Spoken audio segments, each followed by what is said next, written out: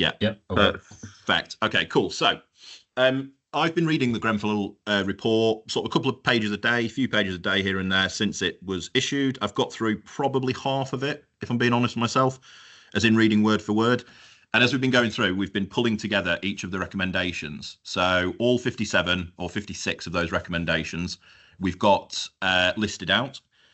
Each of those have been influential already to our industry, and they are all an opportunity for us as practitioners to improve or change or reinforce what we're doing. What I've pulled together, or what Alicia has pulled together in my team, who has dialed in, so thank you, Alicia, for doing this, is if you get about the logo, that's just because it's our internal one, and I'll come back to the other columns. If anybody wants this spreadsheet, I've prepared it for the benefit of delegates. We can share it round. It is a list of the recommendations with the references. And what we are doing internally in my business is for each of them, we are putting together our opinion, our recommendations, and how we're going to change our business to meet that recommendation if we believe we need to. So next steps.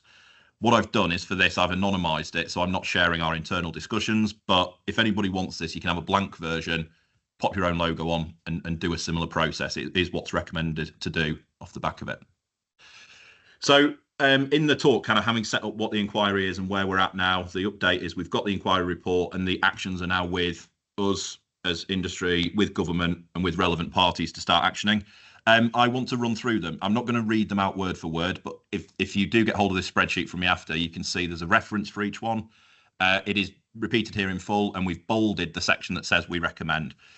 As I'm spinning through these, I'm going to go through sort of one by one, not read them out in full, as I say. There's a couple of ones I want to land on and have more discussion about and give, I suppose, an opinion. But I'm speaking here, I think, on behalf of fire engineering. It's our interpretation as an industry. It's a bit of personal opinion. It's a bit of our opinion as a business, but really it's how it's landed for us and what as an industry we perceive we need to do slightly differently and what's changing. So as you run through the recommendations, you will see that they follow an order because they follow the order in which the report is written, which broadly goes through the sequencing from the event before the fire, during the fire, and after the fire as well. So if we start up at the top here, it starts with really high-level strategic things that the inquiry panel have recommended are changed. Recommendation number one, we recommend the government draw together under a single regulator all the functions relating to the construction industry to which we have referred. Moving on from there, we recommend the definition of a higher risk building is reviewed urgently. This is one of the ones I've made a note to land on. It's a point I've made in these sessions with Sean, with you and I before. And again, let me just highlight actually the purpose of this session. I'm actually addressing you here, Sean, as opposed to the delegates, because we invite people in if they want to be here, but I'm talking to you really here, Sean, so I'm going to keep saying your name. We've talked about this. I've talked about it a lot in my sort of public engagement work. The definition of higher risk is tricky because at the moment, the Building Safety Act defines this as 18 metres in height or 7 or more stories. The inquiry panel themselves highlight that this is, quote, essentially arbitrary in nature. So the height of the building is not the only factor that relates to the risk in the building. I present the case very often about a single story or two-story care home having higher risk than a 4-story general needs housing or student block or something like that. And that's highlighted in the inquiry report. The recommendation from the panel here is to review the definition of high risk building urgently in line with the Building Safety Act definition. Moving on from there, the first few of these recommendations are high-level governmental things. Again, when we filled this in as a business, we've started saying there's not a lot I can do about that. I can lobby and I can talk about it publicly, but that's not my decision. Continues in that manner for the next few. So we recommend that the government bring responsibility. This is recommendation number 3. For functions relating to fire safety exercised by the MHCLG and the Home Office under a single Secretary of State. I have seen progress on this. I don't know if anyone else is working on this or seen it come through. We have Secretary of State for housing, Secretary of State for building, Secretary of State for what was called levelling up, but is now changed. Fire safety delegation of powers at Secretary of State level is changing very soon. Again, not a lot I can do as a practitioner, something I can keep a lookout for, and a heavy recommendation from the panel here. In line with that, we come on to number 4. I'm not going to read word for word, but they recommend that Secretary of State appoints a Chief Construction Advisor. Now, going back to the terms of a public inquiry, the output is a series of recommendations. The recommendations go back to the original cabinet minister or secretary of state that instigated the public inquiry. Now, the public inquiry for Grenfell was instigated by Theresa May, then prime minister. So these recommendations go back to government, and they then are allowed to act upon them or to shelve them. They don't have to. One thing from working in this industry, public inquiry side, and working in legal matters quite heavily, is that these recommendations hold a lot of weight. They're very often picked up. It's rare that they're not followed. So if we look at this and start to think about a precedent set, we might be looking at chief construction advisors. It talks about budgets and staff to provide on all matters of wider construction, and that they are involved in the building regulations and statutory guidance for fire. Building on from there, when you list out the recommendations, you see there is a very clear kind of passage through them. It brings us on to our statutory guidance. I'm going to assume that those of us on the call have some knowledge of fire safety, familiar with approved document B, so I won't be going over what ADB is, but we of course know that as our statutory guidance, our approved code of practice that sits underneath the building regs. And the recommendation of the panel is that it is reviewed urgently, a revised version published as soon as possible. Now, since we last did one of these, Sean, I think perhaps earlier in the year, we have had new approved document Bs. We've got approved document B version something, something, something, and something else at the moment. We also have a 2029 version that has got a 5-year transition period. We have a 2025 version, I think it is. Lots of versions. What the panel specifically recommend is taking account of 3 of the experts that worked on the inquiry. So Luke Bisbee, Jose Terrero, and Barbara Lane. Within those documents, within those expert witness reports, there is lots of technical detail, lots of high-level technical detail. When I read this and I look at the recommendations, it is pushing for more technical content in the approved document, because these 3 expert witness reports are looking for more in-depth engineering, even at statutory guidance level. If I drop what I'm saying for a second and give personal opinion, I personally believe that is a positive move. I think there ought to be more technical engineering content within the approved documents. And again, we've got a recommendation here to urgently review the statutory guidance of ADB.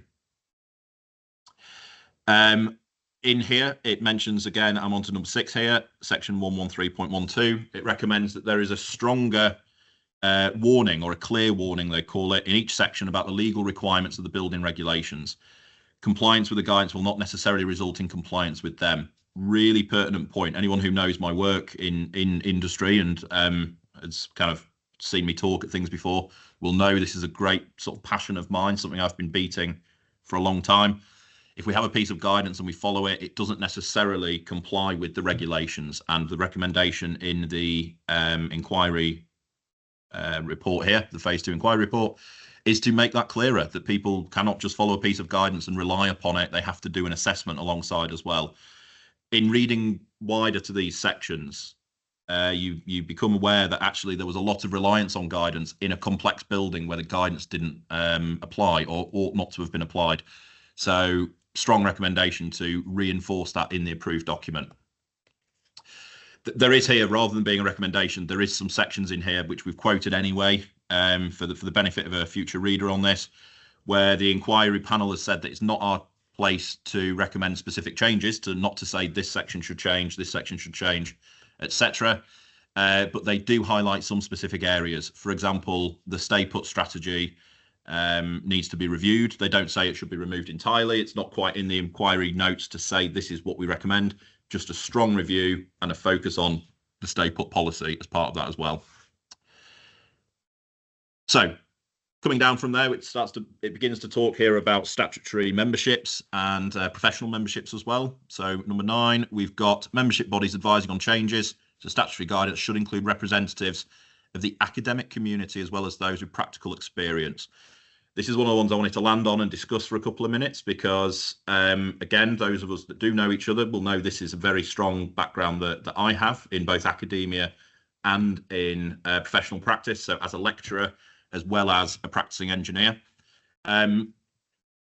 Personal opinion for a moment, I do think that's a really strong background and very much recommended for updating building regs. But going back to the purpose of the talk, really, it is a unique set of skills. If you can bring in people that have got both academic backgrounds as well as practicing engineers, they're not necessarily the same person. What I mean by that is have the academics in who are researching and studying and investing time into thinking about problems, as well as the people with practical experience. Big section in the inquiry report, and actually was a big focus of the press conference they did as well, saying that the people that are writing the guidance should be those, first of all, that have written it before and are familiar with the background, and secondly, the people that use it day to day and are familiar with it. So recommendations in here for that. And we come on to some of the bigger sections of the inquiry recommendations, and some of the bigger sections of my talk this morning, really, to you, Sean, about the professional standards and ethics and competencies of a fire engineer. So the recommendation here at number 10 and the next few all sort of merge into one, really, that a fire safety strategy produced by a registered fire engineer should be submitted to building control applications at Gateway 2 for any higher risk building and be reviewed and submitted at Gateway 3. That is a requirement of the Building Safety Act and of the Gateway process. It says explicitly that such a strategy must take into account the needs of vulnerable people, including the additional time they may require to leave the building or reach a place of safety within it, and any additional facilities necessary to ensure their safety. So explicitly saying that a fire strategy should include a section for vulnerable people. When I read that, I thought that's an interesting one, because isn't everybody doing that anyway? I know I certainly am. That's something that shouldn't need to be said. But the fact that it is tells me that either we're not seeing that enough in fire strategies being submitted, or a real emphasis that it should take front and centre. And of course it should. We know that as competent practitioners. So some information about what should be coming into a fire strategy as well. More notes here about conjunction with professional and academic community. All of those recommendations there are part of the same section, section 113 from 12 to 17, I think it is.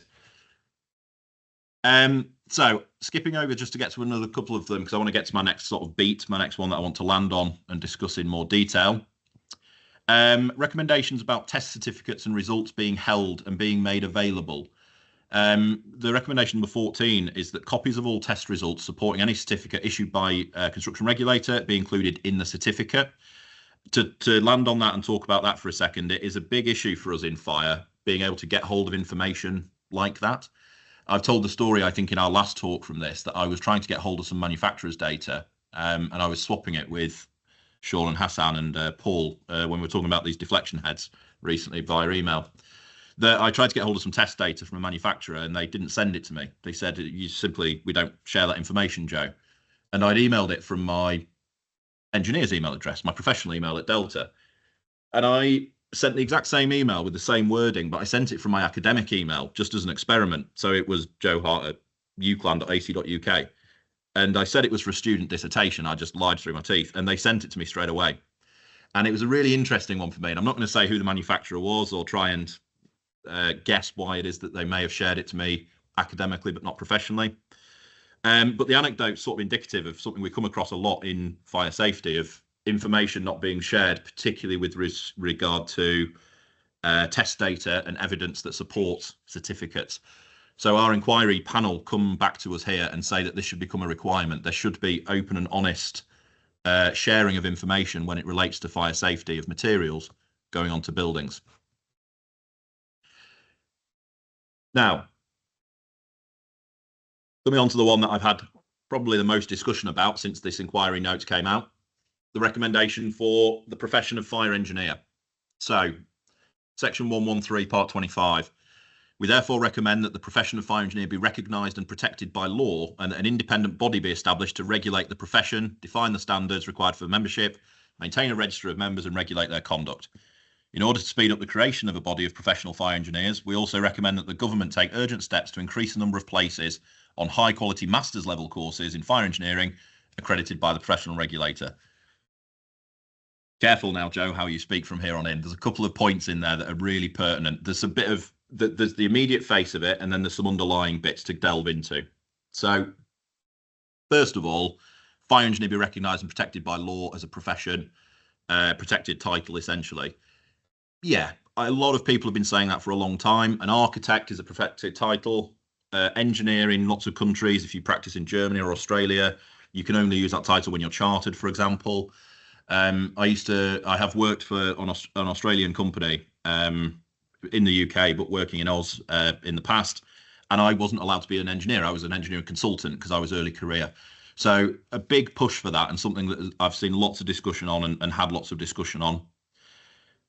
The two follow-on points from there. First of all, we should set up an independent body to regulate the profession. There are arguments that those bodies already exist. I'm not going to get drawn into that political discussion again, because I've been drawn into that a few times. I think we all agree there ought to be an independent body that does regulate the profession, defines the standards, looking for membership, and maintains a register of members. Absolutely. And in order to speed up the creation of a professional body, a body of professional engineers, we should invest in high-quality master's level courses in fire engineering. I'm going to put on my hat here of having a slightly different perspective on this, teaching a master's degree, having a master's degree myself, and being a practicing engineer. That's a nice idea, I think. Yeah, number of places on a high-quality master's level course. Okay, yeah, we need more places. We need to perhaps refine what the master's degrees are teaching. For me, having a master's degree, I know loads of people that don't have a master's degree and are some of the best engineers I know. And I know lots of people with master's degrees, and I've given people master's degrees, having taught them and shook their hand as they graduate, and they're not the strongest engineers. So I think there is a push now towards competency. Competency is not necessarily letters after the name. There is an element of just improving competency. So I've got a bit more discussion on master's level courses and things coming up that I'll refer back to in a future one. But I definitely wanted to land on that one because this is the one I've seen shared most on LinkedIn and been sent the most since it was issued. Carrying on with the competency discussion, it is a big theme that comes through the Grenfell inquiry report. For those of you that have read it, you will see that it is a huge section in there, and even early in the phase 1 report, it talked about competency. Coming on to these recommendations, we recommend the government convene a group of practitioner and academic fire engineers and other professionals to produce an authoritative statement on the knowledge and skills to be expected of a competent fire engineer. Sean, in a previous session, you shared the Engineering Council requirements and the specifics that they have for different disciplines. There is work going on with this. I'm inputting into a piece of work on this actually about competencies of a fire engineer. Interestingly, that transcends just knowledge you need to have to write a fire strategy. It relates not only to technical skills, but also to soft skills. It's one of the reasons that in this series, we bring in soft skills, like with Sean's session this morning, because what it actually says is a statement of professional skills, not a statement of potential competencies or things you need to know, but skills as a professional, which relates to client management, team management, project management, financial, all these things people need to know to be good practitioners and understand the wider industry. Coming through, we're sort of nearly coming up to halfway through them now, and I've done the two of the big ones. I've got another couple big ones to come on to. Recommendation number 17 is that the government, working with industry and professional bodies, should encourage the development of courses in the principles of fire engineering for construction professionals and for members of the fire and rescue services as part of their CPD. I think Steve's on the call, and Steve knows full well. He's one of my colleagues here that I'm working very closely with at the minute on this. We were in a meeting recently about construction professionals going and teaching people doing T-levels and apprenticeships at 16. If they're pushing a wheelbarrow on a building site, they need to understand fire, because the work that they're doing there is pivotal once we go into REBA 5. It's another theme we see in there about getting competency across two streams. First of all, into fire engineering to improve the work of fire engineers, but also to improve knowledge of fire engineering beyond our own industry. So for our friends over there in structural engineering, Sean and your contemporaries, and architects and mechanical engineers and clients and things like that, there is a reason I spend about half my time doing events like this. It is so that I'm giving back insofar as I can to this, to educate about fire engineering beyond our own discipline. Big part of our recommendations again. We recommend that they should review the changes already made to ensure they're sufficient. This is in relation to REBA and the Architects Registration Board. Again, I was fortunate enough to teach on the architecture degree for a couple of years, and I gave some fire input. And I think I taught in the order of about 16 hours to architects throughout their entire program, which lasted a number of years. Education beyond fire engineering. giving architects knowledge of why we're asking for certain things and why it's important to us, transcending our own industry and giving knowledge beyond, big part, again, of our recommendations. Another statutory requirement with relation to higher risk buildings under the Building Safety Act. Again, there is note within the inquiry report that the BSA has come in since it began its work. I may come back to that one, but I want to get onto another talking point. So on to number 21. We recommend that the government appoint an independent panel to consider whether there is public interest for building control functions to be performed by those who have a commercial interest in the process. Approved inspectors and building control and the building safety regulator. There is a lot of talk in there. And if you read the inquiry report, this resource is useful, because if you are reading this and you see the section, you go, and something I always say to people is always read the page before and the page after. Anyone who's in my team will be familiar with that phrase. If I ask you to go and read a section about travel distance, I always say read the section before and the section after, give it some context. The resource that we've got here is useful because you can go and read the inquiry findings about approved inspectors and all of it in relation to the Grenfell Tower fire. Talking again about that panel, recommending that a panel is established, consider whether all building control functions should be performed by a national authority. To be perfectly honest with you, am not an expert in building control or approved inspectorships.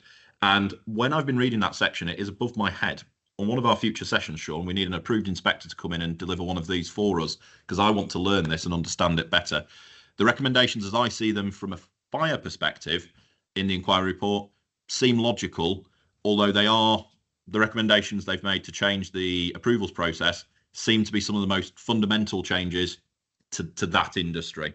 So that's about all I can kind of give from my perspective, reading it as a fire engineer on those recommendations to AI and building control.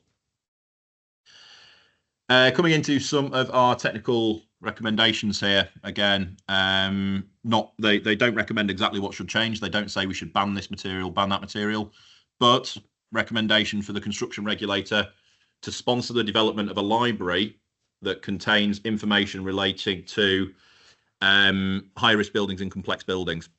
I wasn't familiar with the project from the University of Queensland until I read this, but I do recommend going off and getting the information. The cladding materials library.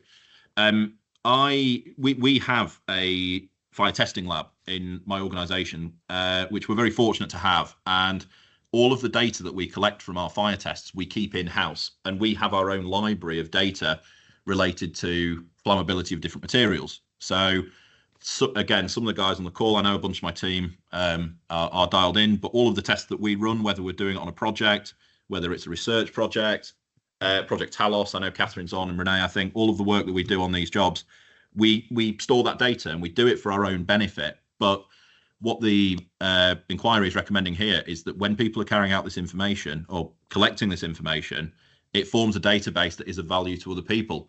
Now, I have to say, from a testing house perspective, I'd be really happy to do that. I would share the material data for anything we have.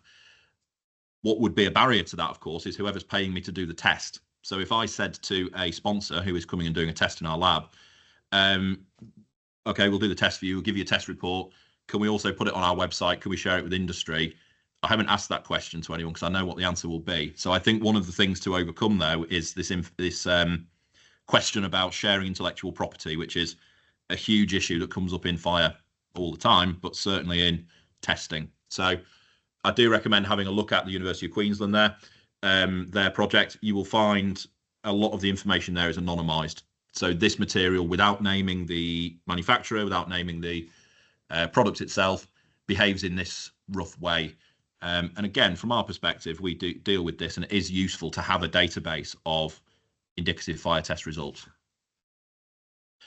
Coming through into the next one, so we recommend then in number 24 that it be made a legal requirement for government to maintain a publicly accessible record of recommendations by select committees, coroners and public inquiries. Big section in the inquiry report here about the findings of the coroner after Lakanal House. So there were recommendations following the fire at Lakanal House to do with cladding, remediation, and how to design and mitigate fire in buildings with combustible materials on the external walls. Those coroners' comments were not taken up, and then the Grenfell Tower fire happened, and there are similarities in those two fires and things that we you could perceive to be preventable had those recommendations been picked up. So there is a recommendation in here that where we've got recommendations from coroner's inquests, public inquiries, select committees. Now, this information is available anyway, but what they're saying is a single source to pull it together. So as the public, we have information or access to this information. Bear in mind, again, as we're reading these, if you do go and read the report, which anyone in fire ought to be doing, read a couple of pages a day if you can. A public inquiry is written for the public. So it is for our benefit. The reason they instigate it is because there is public concern about an issue. It is written and addressed to the Secretary of State that instigated the public inquiry. In this case, as I say, it was Theresa May. But it is for our benefit. We're supposed to be able to read this as non-practitioners, understand what's in there, and make informed decisions. So you will see a theme throughout there of, for the benefit of the public, this is a recommendation, such as number 24 there. This was the next one. In fact, number 25. I only have a couple more I wanted to do in depth, and I'll skim through the second half of these, landing on the most important ones. This is one I did want to get to, though. A recommendation that the government establish a system of mandatory accreditation to certify the competence of fire risk assessors. We do have the British Standard 8674, I want to say, but the numbers may be muddled in my head this early in the morning and after I was up so late last night recording the podcast. But a system of accrediting fire risk assessors. Sean, one of our first sessions here we did was about fire risk assessment. And again, anyone who's new to this series, it is on YouTube. You can catch up on that. Fire risk assessment being the process of going to all buildings and doing a mandatory risk assessment process and monitoring that throughout the building life cycle. So beyond design, beyond construction, during the occupation, we go and we risk assess. And when I say we, I mean with my fire risk assessment hat on, not as an engineer. An engineer will design the building. They may be involved in some of the maintenance and ongoing building works or material alterations. But broadly, it is another industry for us, another industry that comes in and does fire risk assessments. In actual fact, I've stopped calling it the fire industry and I call it the fire sector now, because the fire sector has got multiple industries within. It's got our fire engineering, fire risk assessment, fire installation, fire surveying, fire door surveys is now its own industry. So it has evolved for me in the last few years, and an industry there is fire risk assessors. What the recommendations of the inquiry actually say is an accreditation system to be mandatory in order to ensure the competence of all those who offer their services as fire risk assessors. And in fact, I'm doing a talk in just a few weeks' time at one of the conferences down in London, FireX or London Build, whatever it is, about the new 8674 recommendations, the three-tiered approach to fire risk assessment with the foundation, the intermediate and the advanced level assessors, and having to demonstrate different levels of competency to work on different types of building. So if you go to a higher risk premises, a high-rise residential building, you would have to be beyond a foundation risk assessor, an intermediate, perhaps an advanced. Big recommendation in there, already movement on that. Again, Steve on the call, we've been talking about this an awful lot. Work involved in development of this framework for fire risk assessors. Big one that's come off the back of the inquiry report already. Moving on, recommending some government seeking advice. Again, we're still in the strategic ones. Us as engineers and practitioners, I look at some of these and go, I can't input a great deal other than lobbying for these, but they're changes that we will begin to see happening. Recommending that gas transporters be required by law to check the accessibility of such valves. This is one I've actually had quite a bit of discussion on. It's not one I plan to do this morning in a huge amount of detail. It is of note, though, because it's a direct, again, any of my students will have sat root cause analysis with me, which I think is on the master's degree, actually. Root cause analysis and fishbone diagrams and all that. When we look at a recommendation here, we can carry out a root cause analysis using perhaps the fishbone methodology, the Ishikawa diagram, and try to come up with where that's come from. Well, we can look immediately to what happened at Grenfell and the inability to shut off the gas main on the night of the fire. It's therefore recommended that we bring in a process to be able to shut those off and maintain them and bring about new requirements. For anyone who's doing their masters this year or next year, you might find that's a useful one for any of your assignments, including the student who emailed me yesterday on that. So that's a bit of a bonus for anyone who's studying. I'm going to whiz through a couple because there's some that I definitely want to get to and come to. Again, we've got recommendations here for how to bring about strategic change rather than day-to-day change for us as organisations. This has been a contentious one here, recommendation 28, 29, possibly 30 as well, talking about bringing in a college for fire and rescue services. Lots of people have commented saying we already have a fire service college. This isn't what it's recommending. It's a totally different type of college, more along the lines of the College of Policing. So somebody who would oversee an organisation, a body that would oversee training requirements for fire and rescue services. I don't think, at least, well, I know that they're not talking about a physical campus and a premises. We need to build one, because as everybody on LinkedIn has been putting in capital letters, we do already have one of those, albeit a commercial entity. So that's not quite, again, what it's looking for here. But it's looking to increase competency within the fire and rescue services by way of competency and training. I will skip through just a couple more because I'm slightly conscious of time, and there's a couple of big points I want to sort of end on. More training, more competency requirements here coming from the inquiry panel. We can, again, very roughly do a root cause analysis. And what I mean for that, for anyone who isn't a student or former student, is why is it we're interested in this topic? Where has this recommendation come from? And all of these we will find relate immediately back to the Grenfell Tower fire. So the one I have just skipped past, it's talking about London Fire Brigade's arrangements immediately prior to the Grenfell Tower fire. In chapter 72, which is part of the inquiry papers that outline the response on the night of the fire, and in the phase 1 report as well, all of these recommendations have relevance to something that was uncovered about the Grenfell Tower fire. And it's the reason that public inquiries run the way that they do. They begin with an establishment of the events that happened, or the what happened on the night of the fire, and then the root cause for that. An entire inquiry is in fact a root cause analysis. Little bonus for any master's students on. And after that, you start to look at each root cause and say, how do we prevent that from happening again? Or how could we have prevented it? And each one of those becomes a recommendation. So as you're reading these, put yourself in the mind of the person that wrote these recommendations. Think about why it is something we need to change and why do we care.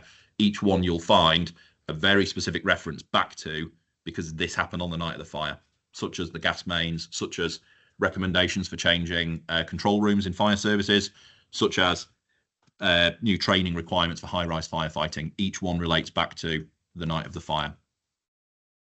Another good one I've landed on there, actually, just to emphasize this, recommendations about how firefighters communicate on the incident ground. So a recommendation that fire and rescue services continue to use low-power, intrinsically safe radios as part of breathing apparatus.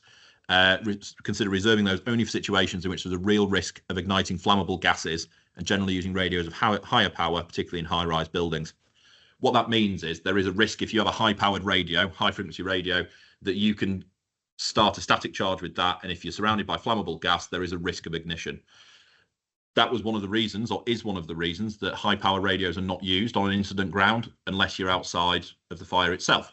So the recommendation here is that they change that, so they use high-power radios to improve communications. Again, root cause for that is lack of communications between operational firefighters and the night of the fire.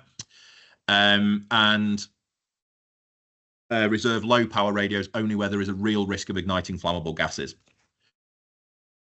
The simplest way of solving that is to switch to digital radios, of course. So the recommendation number 35 is that all fire and rescue services give consideration to providing firefighters digital radios. Read this section for anyone who is operational. I'm sure you have and are familiar already. But again, recommendation, all about communications. One of the root causes of the response, or the some of the, I hate to use the term failing because it doesn't feel quite sincere, but the unsuccessful response to the fire was communications between firefighters. So the inquiry has picked up on that, and panel have recommended improved comms for all fire services. Training, again, training into the structure and operation of a water supply system, including the different types of hydrants in their use and functions. I'm currently writing a training course for fire engineers, and it includes this. I think every fire engineer should have at some point run out a fire hose, squirt some water, got some stuff wet, tapped into a hydrant, and understand that process. Certainly within fire service, that is basic training. And if I'm writing a fire strategy and saying how it is that we might extend a hose line or add in a third hose line or something like that, I think as an engineer I should understand that process and what I'm saying. any of you guys, and I know there's a few of you who were at Burton recently with the IFE event organised by Tia, who I don't know if Tia's on the call, but I said I'd give her a quick shout out. We built, or Tia, really, I can't say we, Tia did the work, built an entire program, an entire conference day around that principle of giving engineers, risk assessors and practitioners some understanding of operational firefighting and vice versa. So the engineers were there. I talked at that event. We gave talks about engineering for the operational crews so they understand and we work together and collaborate. So some recommendations in here for the fire services. Statutory water undertakers, again, one of the issues on the night of the fire related to water supplies. There's recommendations for improvements to that. And let me move to the one I have in mind. Stand by. So, regulation to be amended, category 1 responders. This again still is firefighting recommendations. Lots of these have gone over to the National Fire Chiefs Council to be looking at these and bringing in new standard operating procedures for the fire service. There was one that I think I must have skipped past about, there we go. We recommend the National Fire Chiefs Council consider whether, and if so, in what circumstances, firefighters should be discouraged from departing from their instructions on working on their own initiative and provide appropriate training in how to respond to an incident of that kind. I am not an operational firefighter, nor have I ever been. I've studied it and taught it, but I can't claim to have ever been to an incident and had to do a dynamic risk assessment and decide what to do. I've done DRAs in other environments, but not in a fire. It is a tricky thing to do, and there is a reliance on training. So there is a revert back to what we would do in a typical circumstance, and that we've drilled 10 times this week. So on the 11th time, you know exactly what to do. Some interesting discussion points in here. If anyone is interested in or works in operational firefighting, do pick out and read this section. It's the latest section I was reading, actually. I was reading it just at the weekend and earlier this week, about when it's appropriate to break from an operating procedure. So to say, this is what we've drilled, but we find ourselves here, as happened at Grenfell Tower, in a non-standard environment. We haven't practiced for this. We haven't drilled for it. We don't have a procedure to follow. So when is it appropriate that we should be carrying out dynamic risk assessments? The truth is, and what the inquiry report says, is you have to do that in that environment because there is no playbook to go by. And they've recommended some more training into carrying out dynamic risk assessments and doing dynamic operations, which is with the NFCC now, as I understand. So good one to read there for operational fire service. And as we come into the final few, I think I'm doing okay for time. Okay, cool. I'll finish up in a few minutes. We come on to here, recommendation number 45, talking about the London Local Authority gold arrangements, category 1 responders. So we recommend the guidance on the operation of the arrangements be revised and that the existing and newly appointed chief execs be given regular training to ensure they are familiar with its principles. Big part of the inquiry report and a large part of the findings was about the response outside of putting the fire out. So looking more widely at how to manage a major incident and how to manage certainly mass decamp of buildings. So I was reading the phase 1 report recently as well, and it talked about the police turning up and finding a community centre, breaking the front of the vending machine so people had water, the community pulling together and bringing out food and blankets and water and beds for the local residents. And there is a very, very large section in here now, recommendations to say we need to have greater resilience planning, greater disaster planning, and collaboration between local authorities. So if an incident happens in Kensington and Chelsea, it is not only Kensington and Chelsea that may be required to help and support there. It may be from boroughs across London. If an incident happens up in North Yorkshire, where I'm from, it might be a West Yorkshire and South Yorkshire coming and helping with that as well. I have found myself recently as a fire engineer getting more and more involved in general disaster planning. I've been writing security risk assessments. With Martin's Law coming in, that was always going to happen anyway. But looking more widely at not just how do we evacuate the building, but what do we do beyond there? And that's a big part of building safety cases and general planning and awareness these days. It used to be for us fire engineers, and Sean, for your benefit, what we used to say was once everybody gets out of the building, the fire strategy has sort of done its thing. And at that point, we're good. You might say we have an assembly point here and it's suitably sized, etc., etc. Or something that's quite common is a reciprocal agreement with the building next door. So if we have to evacuate because of the fire, can we use your car park? Can we put our staff in your canteen temporarily, whatever it is? I've seen a massive shift, though, in the last few weeks on the scope of a fire strategy to involve some of this resilience planning, some of this idea of, well, what do we have on site for actually leading the evacuation? And once people are out of the building, where do they go? I've just been asked, in fact, yesterday I was writing it was a fee proposal, but I was working with a client on how we would go about planning the major incident beyond evacuating the building. So what do we then do with everyone? How much planning and awareness do we have to put into the holding capacity of their respite centre? And how do we get water in? And how do we make sure that we've got a respite centre for the fire service in addition to the evacuees from the building? A big shift in our industry that fire engineers, you may have seen as well. If you have, let me know. If you haven't, let me know as well. I'm interested to hear. But massive shift for me with me and my clients. It's something we're being asked to do a lot more. And, I'm not surprised based off the recommendations in our report here. Local resilience forums, category 1 responders again. Train all their employees, including chief execs, with regard to resilience. Again, what I've just been discussing, this is a shift we've seen about looking into wider incident management, not just how have we designed our building. Recommendation 50 says that all local authorities should do so. Have contingency plan arrangements for providing immediate financial assistance to people affected by an emergency. For anyone who doesn't know about this and isn't familiar, I do definitely recommend diving into the human side of the Grenfell Tower fire. If you watch the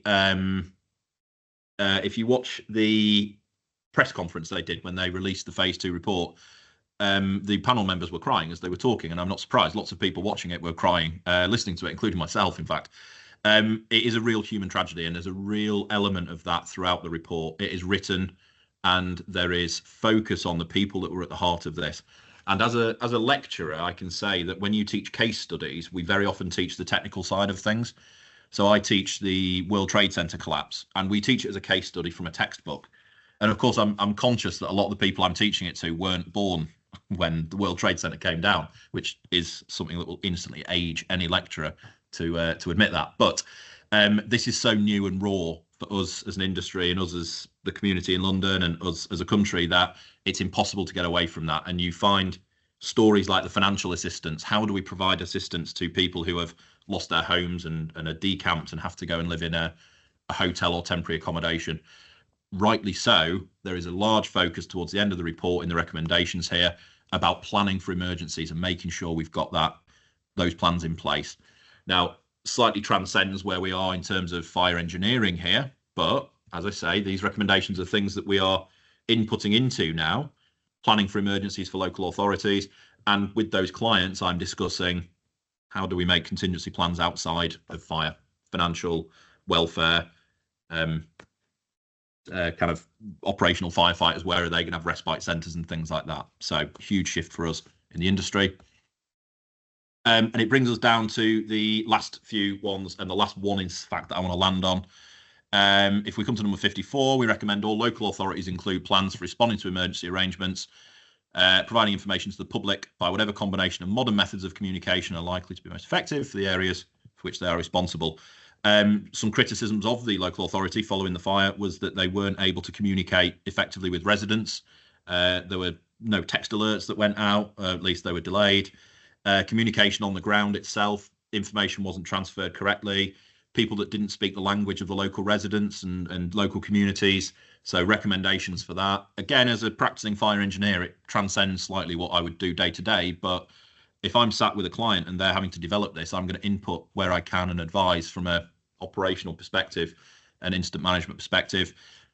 And then brings us to the final one that we have in the inquiry report about PEEPs and evacuation of vulnerable people, which is where I wanted to end my talk anyway, and it transposed that I could do it that way. So the final recommendation that we have, recommend that considerations are given to the recommendations of the phase 1 report in light of our findings with regard to PEEPs and evacuation of vulnerable people. PEEPs being personal emergency evacuation plans, and how we would get people out of a building that we wouldn't, well, not that we wouldn't design for, that's not quite right, is it? But we would have to anticipate there might be people in a building that are vulnerable, and the definition of that is wide open. It could be mobility impairment, cognitive impairment, those who are sick or injured.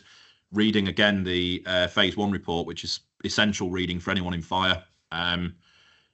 The kind of stories from the night itself of people who were infirm, but they weren't before the fire. They'd had smoke inhalation and their movement time had decreased. How do we plan for those kind of people? And as well as that, people who are wheelchair users, people who have cognitive impairments, whatever it might be, strong recommendation here that we do more for them. To address you, Sean, and talk as a fire engineer, personally, when I read these things, I said to myself, I thought everyone was doing this anyway. I have actually revised the way that I do that myself for in reports and designed for vulnerable people. But just one of the biggest focuses that comes out of the recommendations is this design for vulnerable people, designed for everyone in society, and make sure that we are being, exercising equality in our designs that we do. And there's loads of ways of doing that and lots of work going on in that, again, as I say. So time-wise, 47 minutes, I've got that at, roughly. Yeah, okay, that works.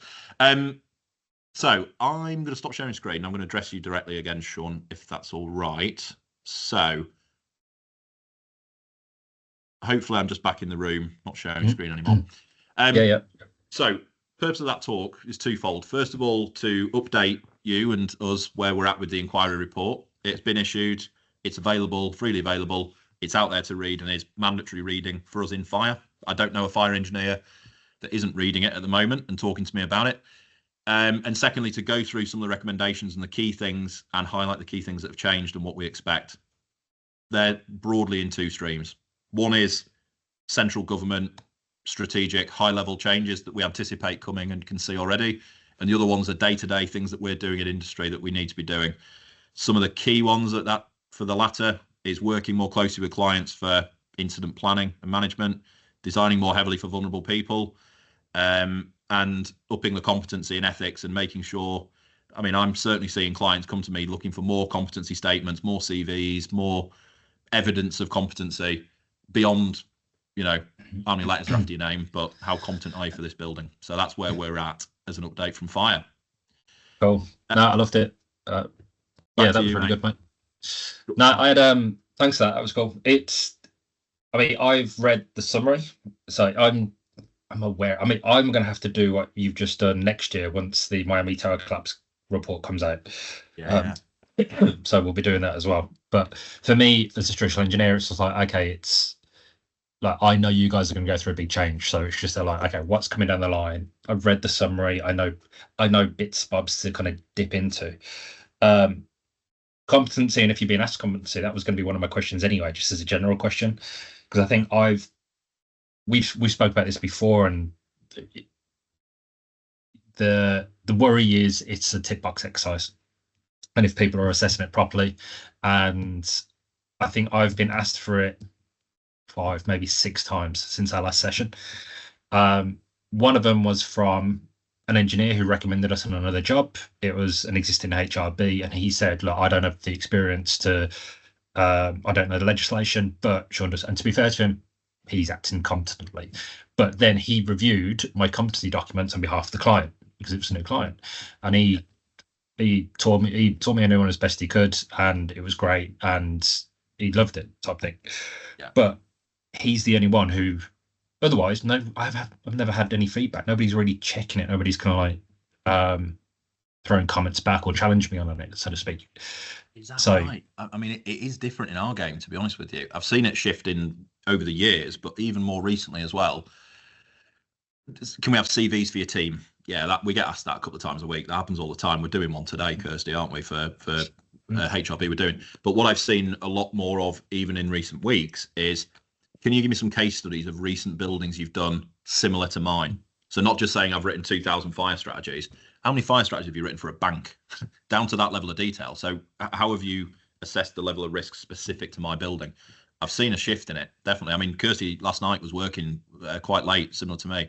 She was filling in a 22-page PQQ, and it was going into real depth beyond what we would expect a PQQ to do. And it was specifics to the building. So the competencies were not bound by just, do you have a degree? Have you done this? Are you competent? But really heavily into the specifics of the job that we were looking at. I did write down a load of questions I wanted to ask you anyway. And to be honest, you kind of touched on quite a lot of the points I I thought might be an issue kind of going forward. Also from like the structure fire collaboration as well. And you talked pretty much first point you touched on was HRB definition. Yeah. Because I read that and I just thought, okay, it's going to change. And we spoke previously about this and the difference between like a 2-story care home and a 4-story residential block and all this kind of stuff. Now that you can throw on the whole issue of the reclassifying rooftop gardens as another story, which brings in a whole load of other buildings. Structurally, I'm not worried about that. It doesn't really make a difference for me. I'd imagine it makes a bit of a difference to you guys potentially in terms of evacuation routes and all that kind of stuff.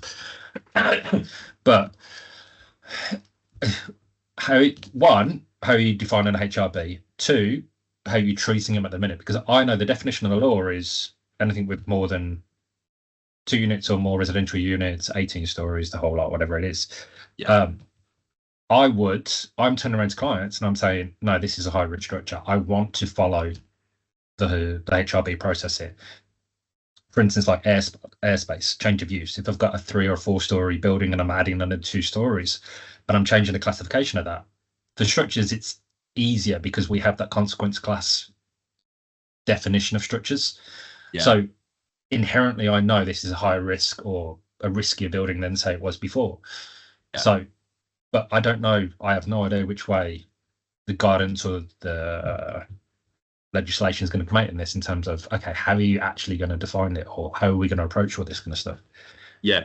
I mean, I've said to you before, I'm sure, and I've said to other structural engineers, if I was king and I was in charge of fire engineering, I'd go for a consequence class route for fire as well, because it fits really well. Like there ought to be consequence classes. We have risk profiles, but a huge amount of our guidance is dependent on height of the building. So if you go up above 11 meters, you've got a different threshold. We call them threshold heights, literally. 11 meters, 18 meters, 30 meters, whatever it is. So our HRB definition is bound by that 7 stories or more, 2 units at residential, or 18 meters. And we are bound by that threshold height. So the consequence of becoming a HRB changes very heavily the guidance that we're looking at. So suddenly it's the sprinklers, not sprinklers. And you mentioned airspace, and you know my feelings on airspace generally. It's not one for this call, but I've definitely mentioned it to you in a pub in Manchester that I recall. We had one where a client was looking at an existing block. They wanted to put 2 stories on, and they went, we won't do 2, we'll do 1, because then it's not a HRB, is it? Because the threshold requirements are totally different. As soon as you kick into the gateways, it's a very, very different. But I could have designed 2 stories on top of that building, fire safety, and made it safer than what they actually did with 1 story, because under a consequence class system, well, I could have just looked at the actual risk of the building. And in actual fact, sticking 2 stories on that particular building, making it HRB, would have made the overall building more intrinsically safe than if we just didn't do a job on it at all, if we just walked away and left it. So we're bound very heavily by threshold heights, not by choice, I ought to say, personally, and for lots of the industry, but yeah, we're bound by it heavily. Hassan, I'm going to come to you in a minute. Carissa threw up a question saying, how do you think heritage comes into this and how can it have more focus? I'm going to say, Carissa, I'm guessing you're throwing that into like the HRB assessments now on existing structures and potentially, I mean, we've talked about it before, almost retrofitting old buildings and assessing old buildings. And my favorite question of where are you drawing the line of safety with existing buildings? Which I ask at every structures conference, and they must hate me because they always go, oh, it's down to the engineer to determine, which drives me nuts because the industry sets threshold standards for new build, but nobody's coming out and setting threshold standards for existing at the minute. Yeah. Well, the building next door to my office, so the building that is like just literally next door, burnt down on Monday of this week, right? And it's a listed building, and it burnt down last year as well, and it's laid derelict, and that whatever's happened to it, there's been another fire. Anyway, they're tearing it down. The car park's closed. That's why I was late this morning, because I had to go park around the corner. Well, Kirsty did. I jumped out. But it burnt down as a heritage building because it was left to become derelict so that it could be torn down for safety reasons and then redeveloped, because for whatever reason, they didn't want to redevelop it as a listed building. That for me is such a shame, because that building has now been on fire twice in a year, and it's now just been ripped down, and half of it's on Mount Street in Preston and scattered across the road.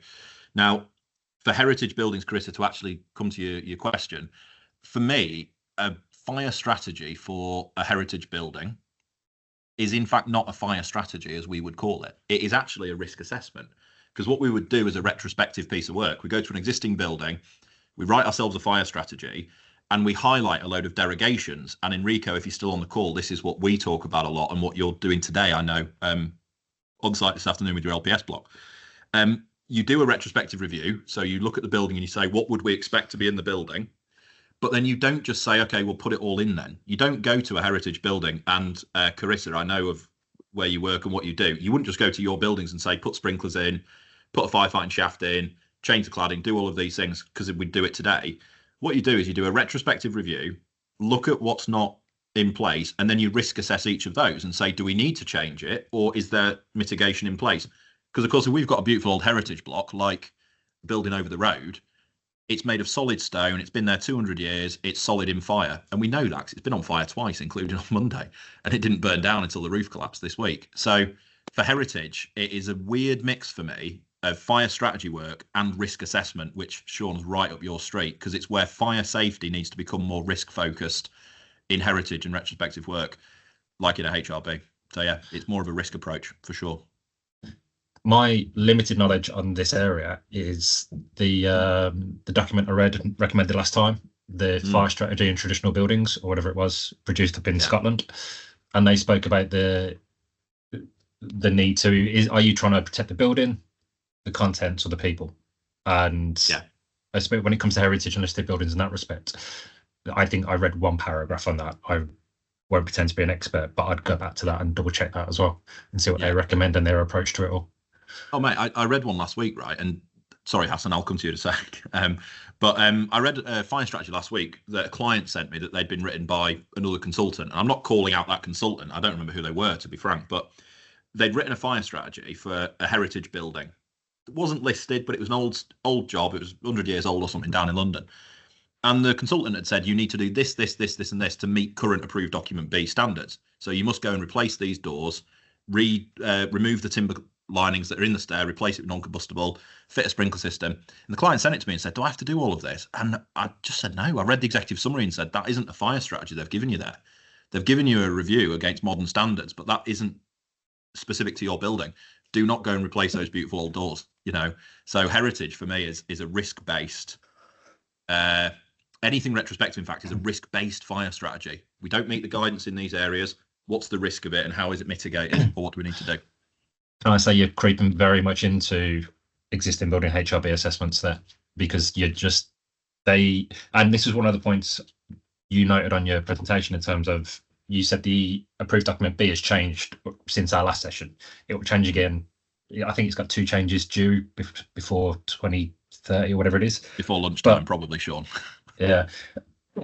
I've asked this question before and Hassan, I think you asked the question in the last session as well, in terms of, we were talking about competency. Chartership was a measure of your ability then, competency is a measure of your ability now, and how well you know the building regs. Does that extend to different revisions of building regs? Because when I'm going back in and doing existing building assessments now, I'm looking at when that building was built, to what regulations, what requirements are in place, and then it's a case of identifying the difference between the two. So today's regs and current regs. And then you're asking the question, okay, look, here's the differences. Clients should be aware of the differences, but is it safe? Okay, and then you're back to, okay, what's safe? How are you defining this? That's your risk assessment. It all comes into it. And that, again, forms one of the recommendations in the panel notes, because it says there should be more focus within the approved documents back to the building regs. The building regs are related to safety of buildings. It's life safety, not property protection, not heritage protection, not business continuity. There needs to be more recognition in the statutory guidance that says you are designing for people's safety here. So you revert back to that and you don't just comply with guidance, because compliance with guidance doesn't necessarily confer complete safety to occupants in there. Go on, Hassan. Is it about deflection heads by any chance? No. I'll save that one for another day. Lovely.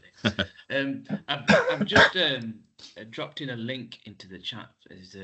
It's a Grenfell play that's it's actually linked in RIBA's principal designer training, and I mean I've managed to only get to through the first 5 minutes, and it really does bring into scale the human factor of the Grenfell tragedy. So it's really worth a watch. Absolutely. Yeah, I've seen it. I think it is definitely worth. If it's the one I'm thinking of, I'll quickly click on YouTube and check. Yeah. It's not as good as your editing, Joe, but it's a good watch nevertheless. Yeah, it is definitely worth it. It's worth checking out. But the point I wanted to make was just about the threshold for high risk buildings. Obviously, we all know about the difference of opinion with high risk buildings and the definition. Now, I mean, I think what we shouldn't lose sight of is that we have in the regulations the duty holder requirements. The duty holder requirements are exactly the same for whether it's a high risk building or a non-high risk building.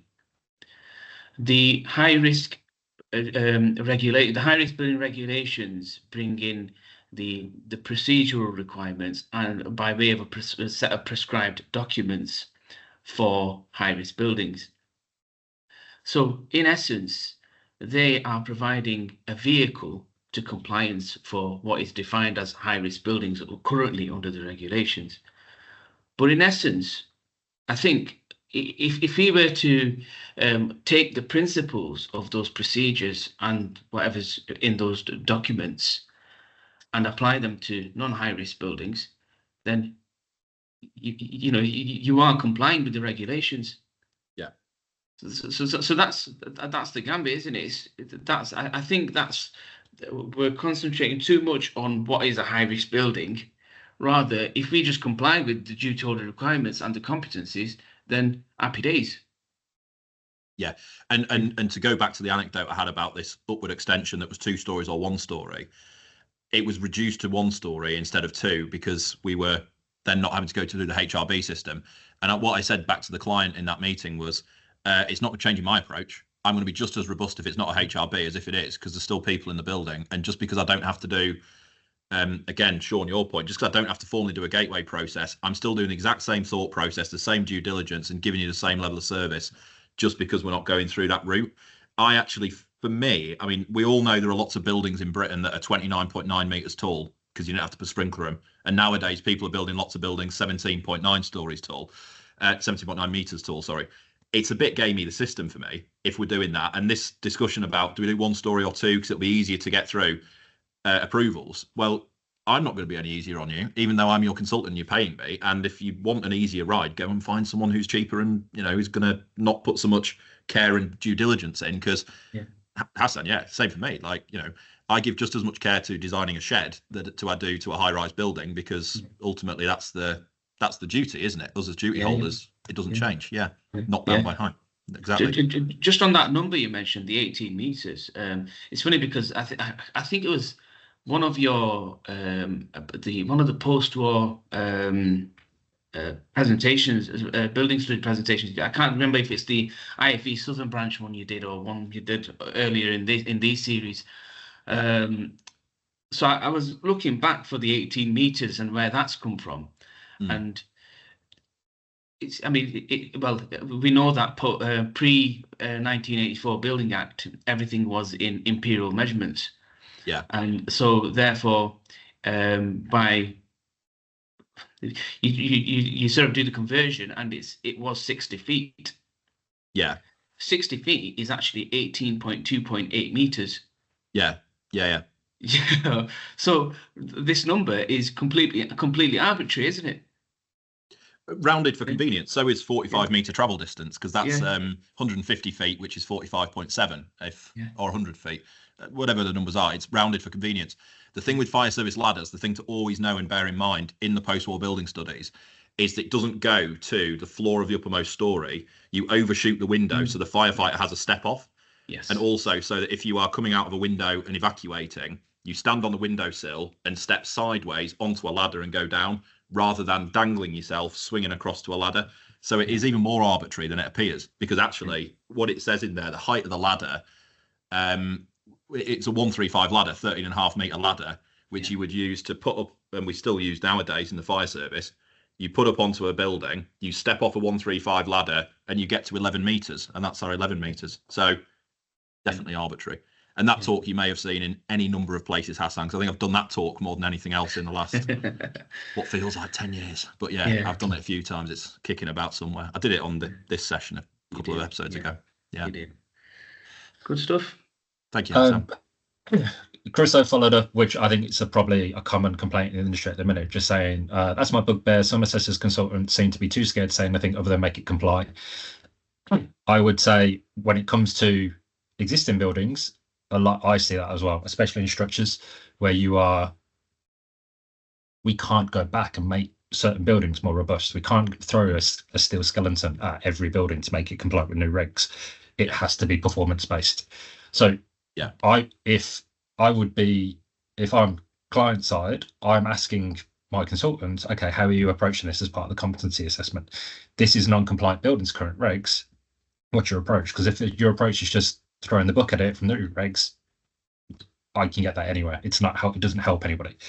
But how the building does perform, that's kind of what you've got to work with. That's what where you're making the decision on what's safe and what's not and what's acceptable. And that's where, I mean, you guys are more risk-based industry than what we are. I still think structures are struggling with this, but that's got to be the approach in terms of existing buildings. So otherwise, you're going to start. Every report's going to look the same.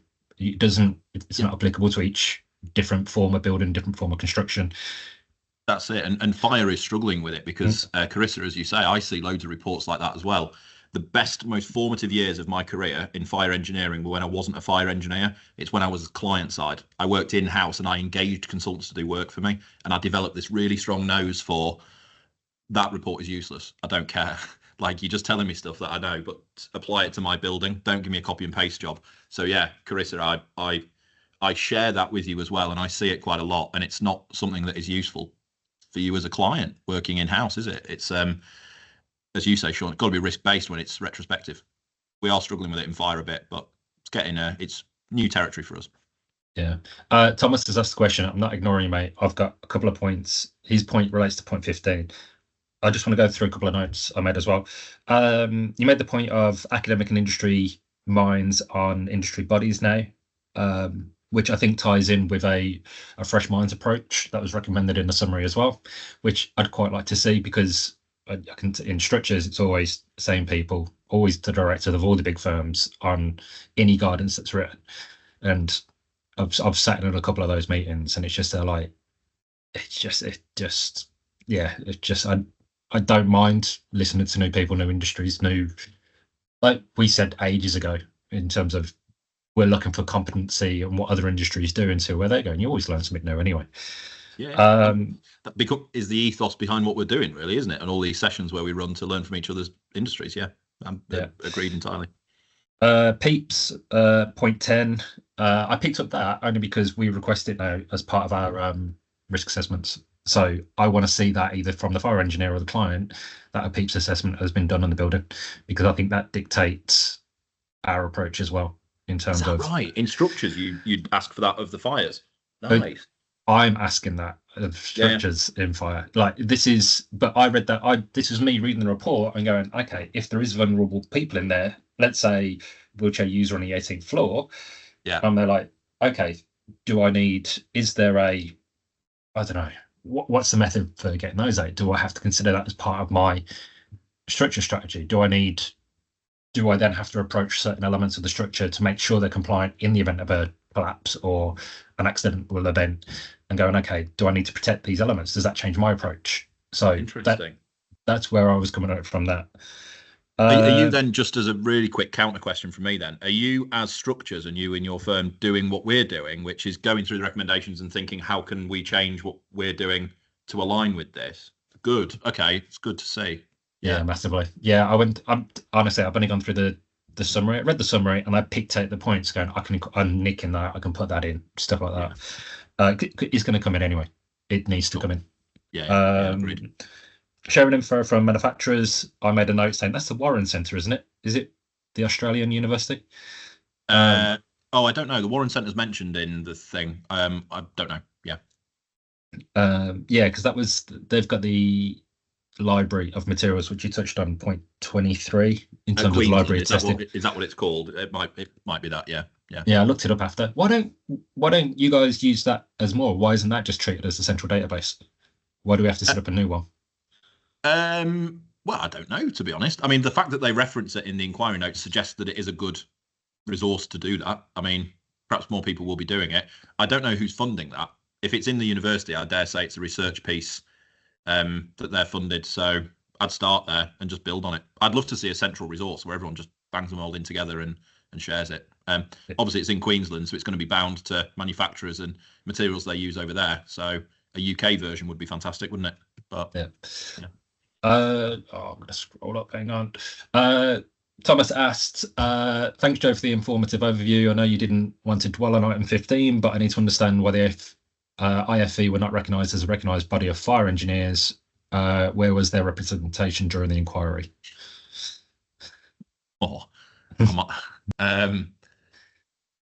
I might no comment it. Can I no comment? Is that all right? Yeah, if you want. Sorry, Thomas, to be a pain in the arse. I'll message you afterwards. But yeah, I might have to no comment that one because it's going on YouTube. I have a position at the IFE and some inquiry intel, or a position on the inquiry. So yeah, no comment from Joe, unfortunately. No worries. I saw that was a question asked quite a lot, along with the point you made on the fire training as well. And the college there, and they seem to be like the main issues that kicked out from the industry initially, going whatever. Competency, and you talked on point 15 as well. You also touching on kind of competency for a bit, and the master's degree and fire engineer becoming a protected title now. Will be now. There's been a debate within structures on that for decades. You go back into any old SPHstructures magazine, and the comment section is, I'd say it's a generational thing. Every kind of generation of engineers come through and always argue about the importance of chartership and who can call themselves an engineer, and it's still going on now. I think I started that argument in the latest revision, like last year at some point. So I don't see that change. It's good for you guys. You get more fire engineers in, more places on your masters. I still see this being. I still think our industry's missed a trick. I think we should have leaned into you guys sooner, as soon as Grenfell kind of happened. But we've gone sustainability route a bit more. I do see the shift towards protected title for fire engineer, and it's the biggest reason for that is because of the. I've definitely told this story before, certainly probably as part of this series, but when I registered my business, it was in 2022. And I got a graph from Companies House of all the fire companies in the UK that have been registered for like the last 100 years. Stable. 2017 happens, bang, there's like hundreds of new fire companies month on month ever since that's happened. It's the influx of people to the fire sector, as I now call it, not the industry, and the growth in the fire sector, which is as a result of legislative changes and Grenfell especially. So it's more to protect the core of who is an engineer rather than there has been a massive influx of people calling themselves engineers now. And I go back to when I was working with Aussies who were saying, if you make a cup of tea, Joe, do you call yourself a kettle engineer? And the person that comes to, close the curtains, they're a curtain engineer. They say everyone is a bloody engineer in something. And it's because it's protected for them. So you must be an engineering consultant until you're chartered or whatever it is. The only point I'll labour on point 15 is, or recommendation 15, is whether a master's degree gives you the credence to become an engineer is the point of debate. Whether it is you sit an academic program and then you are competent, because you can get onto an academic program, sit the course, do the exams without ever actually practicing as an engineer. Maybe it's as a gateway to chartership through which you demonstrate both. That's the debate more than anything else.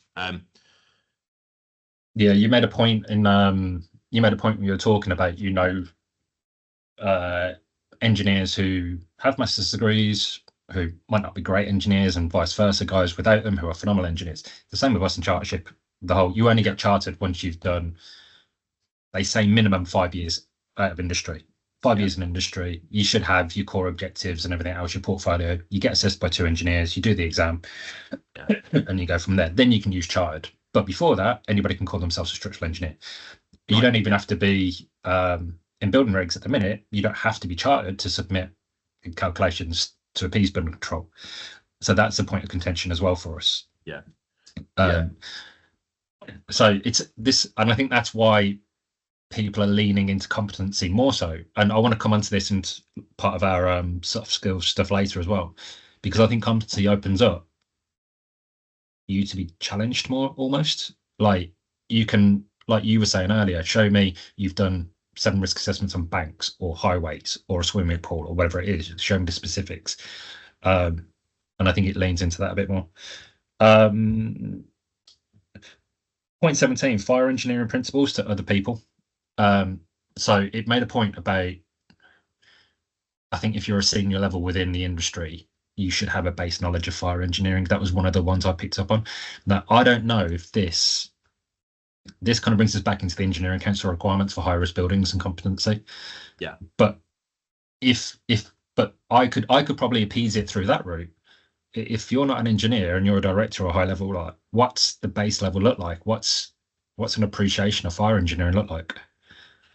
But for another discipline looking in, that is, as opposed to a direction of fire firm. Well, look at, I think, episode 1 we did of this, right? What's Ingberg's equal area hypothesis? Ingberg's equal area hypothesis tells us the period of minutes for a structural fire resistance. So I would say to you, it's a 60-minute structure. I would expect any structural engineer to know that I'm not actually saying the building will collapse after 60 minutes. And if it's a 90-minute structure, what I'm not saying is we've got an hour and a half, then the building's going to collapse. I would expect that if I'm writing that, the structure person that I'm saying that to understands and probably has an appreciation of Ingberg's equal area hypothesis. Now, the reason that that's relevant is because that's information I'm giving to you for your discipline. So I'm saying this needs to be a 60-minute rated structure that you are then working on. But what I'm not saying is it's building collapse after 60 minutes. So for me, I think it's things that have relevance to your discipline. I don't expect a structural engineer to know where to put a fire exit sign in a building because you're not the means of escape designer. That's my role. Similarly, the other way around, as a fire engineer, I don't know how to do a load path calculation. I don't know if that's the right word. Is that what it's called? Yeah, load takedown. Same thing. But... Got away with that one, Joe. I don't know what one of those is or how to do one, right? But I do know the difference between disproportionate collapse and non-disproportionate collapse. And I do know what a load-bearing element is, and I know what primary structure is and secondary structure because they're immediately relevant to my discipline. If I get to something where I'm doing a load path, blah, blah, blah, I'd go, hey, that's a Sean question. But if somebody's saying to me, in this building I'm sat in, what needs to be primary load-bearing structure and what needs to be rated, I should know that because as a fire engineer, I might go to a building and look at the intumescent paint. So there's a bit of the reciprocal parts of the discipline should be understood by other disciplines' opinion. So I know this is a recommendation.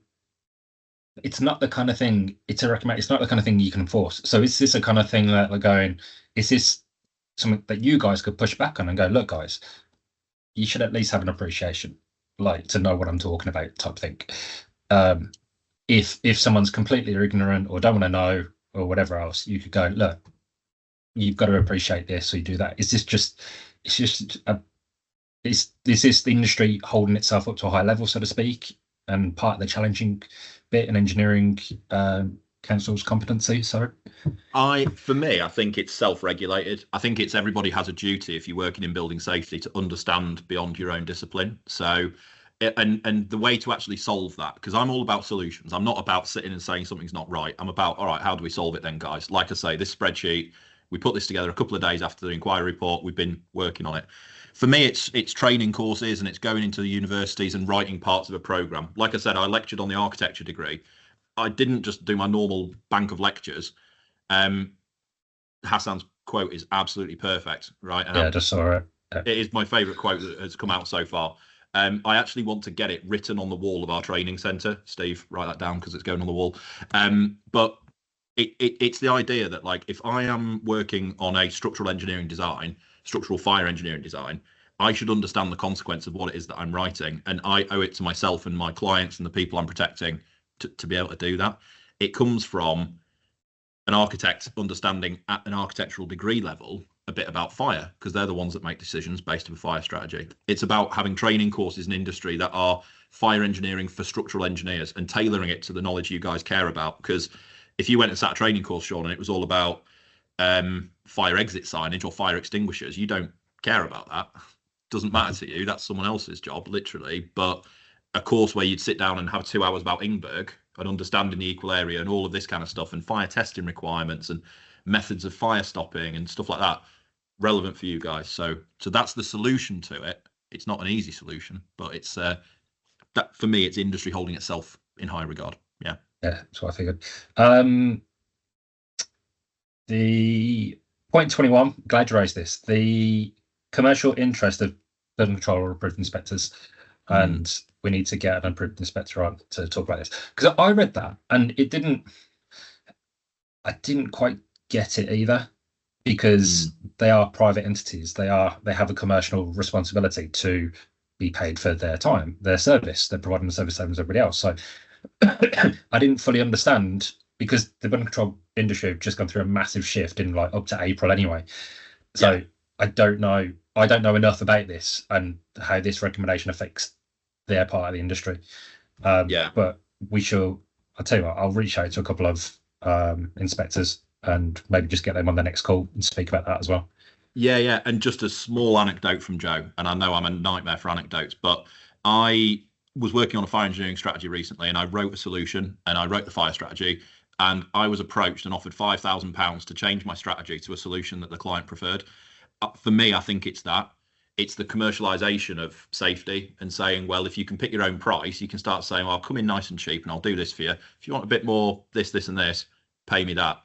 I obviously didn't accept the £5,000. I've been the client off and haven't worked with them since. But I think it's that commercialization of safety is what the inquiry report talks about, saying that if you do pick your own prices, suddenly you've got people undercutting and you're having to do work cheap. And as soon as you drop the prices, suddenly there's less involvement, less interest and less engagement. Or it opens up the tiered pricing. If you pay me this, I'll say this. If you pay me that, I'll say that. That kind of stuff for me. But as we say, I'm not an expert. I'm not saying that goes on. It does in fire, because I can tell you it's happened to me. But it'd be cool to get someone on that can give us an insight, wouldn't it? Next episode. Yeah. Yeah, I will. It's on the list. 25, industry standard for FRA. I quite like this point, actually. The industry standard for fire risk assessors or fire risk assessments. You talked about 3 different levels. So depending on the type of building you're going into, and yeah, I think it's a great idea. Really like it, because I've been, based on our conversations and all these sessions, and the amount of work I've dug into now on risk assessments for structures, I think I'm asking the question whether or not the first. This is me thinking out loud, and I've kind of taken the idea with Kat, and I've discussed it with a couple of other engineers, but nothing to any degree yet. But I know the BSA calls for a structural risk assessment to identify structural risks, potential collapse, all this kind of stuff. And we're going back through now and we're assessing. But I think, for me, those risks don't change 5, 10 years, 15 years down the line unless you've addressed them, so to speak.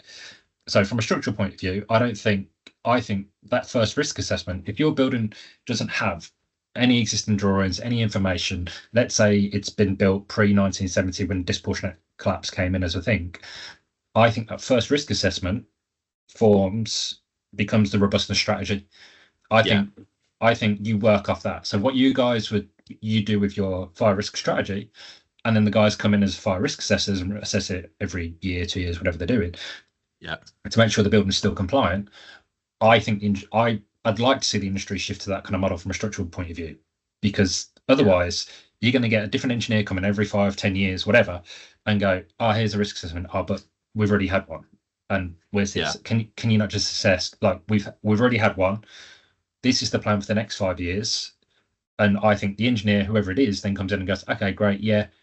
And then maybe add to that strategy if they see something else, or if there's an extension or a change of use or chopping and changing.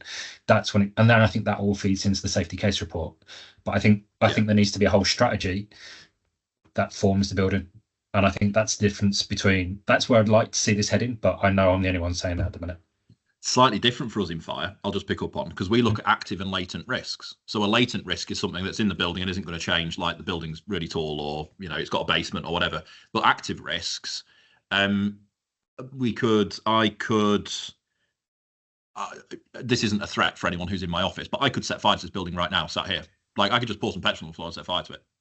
I'm not saying it's not a threat, as I say, but that's an active risk. I could come in and I could wedge a door open, and then the risk profile has changed by me doing that. Or I could accidentally leave the oven on when I leave home. and then suddenly there's an active risk as well as a latent risk. So I think your risk assessment is the latent risk assessment that we would do in a building, which is kind of our retro fire strategy. It's the condition of the building in normal use. But we also then have active risk assessment, which is the fire exit's been blocked by a car, or someone's padlocked it, or Joe's lost his head and set fire to the office, or whatever it is. We've got active risks to consider as well, which is what our competency standards for fire risk assessors is bringing in. It's bringing in levels of active fire risk assessment for the active risk within the building. If that makes sense. But, yeah. So our active would be the condition of the building. So is it degrading? Is it moving? Is it cracking? Has the conditions of the building change for whatever reason that it's causing it to move and fall into state of disrepair? The latent so you consider deterioration over time, and that might change over a period of a winter, for example. You might have a really heavy 3 months, the roof changes, blah, blah, blah, and that does it. I could go and turn the stove on right now and I've immediately changed the active risk in the building, because I could turn it on and walk away, or I could forget to open the fire exit on my way out, or whatever it is. Risk for us is slightly different. It's why it's its own kind of industry within the sector, but is having this push towards competency standards. Yeah, because I think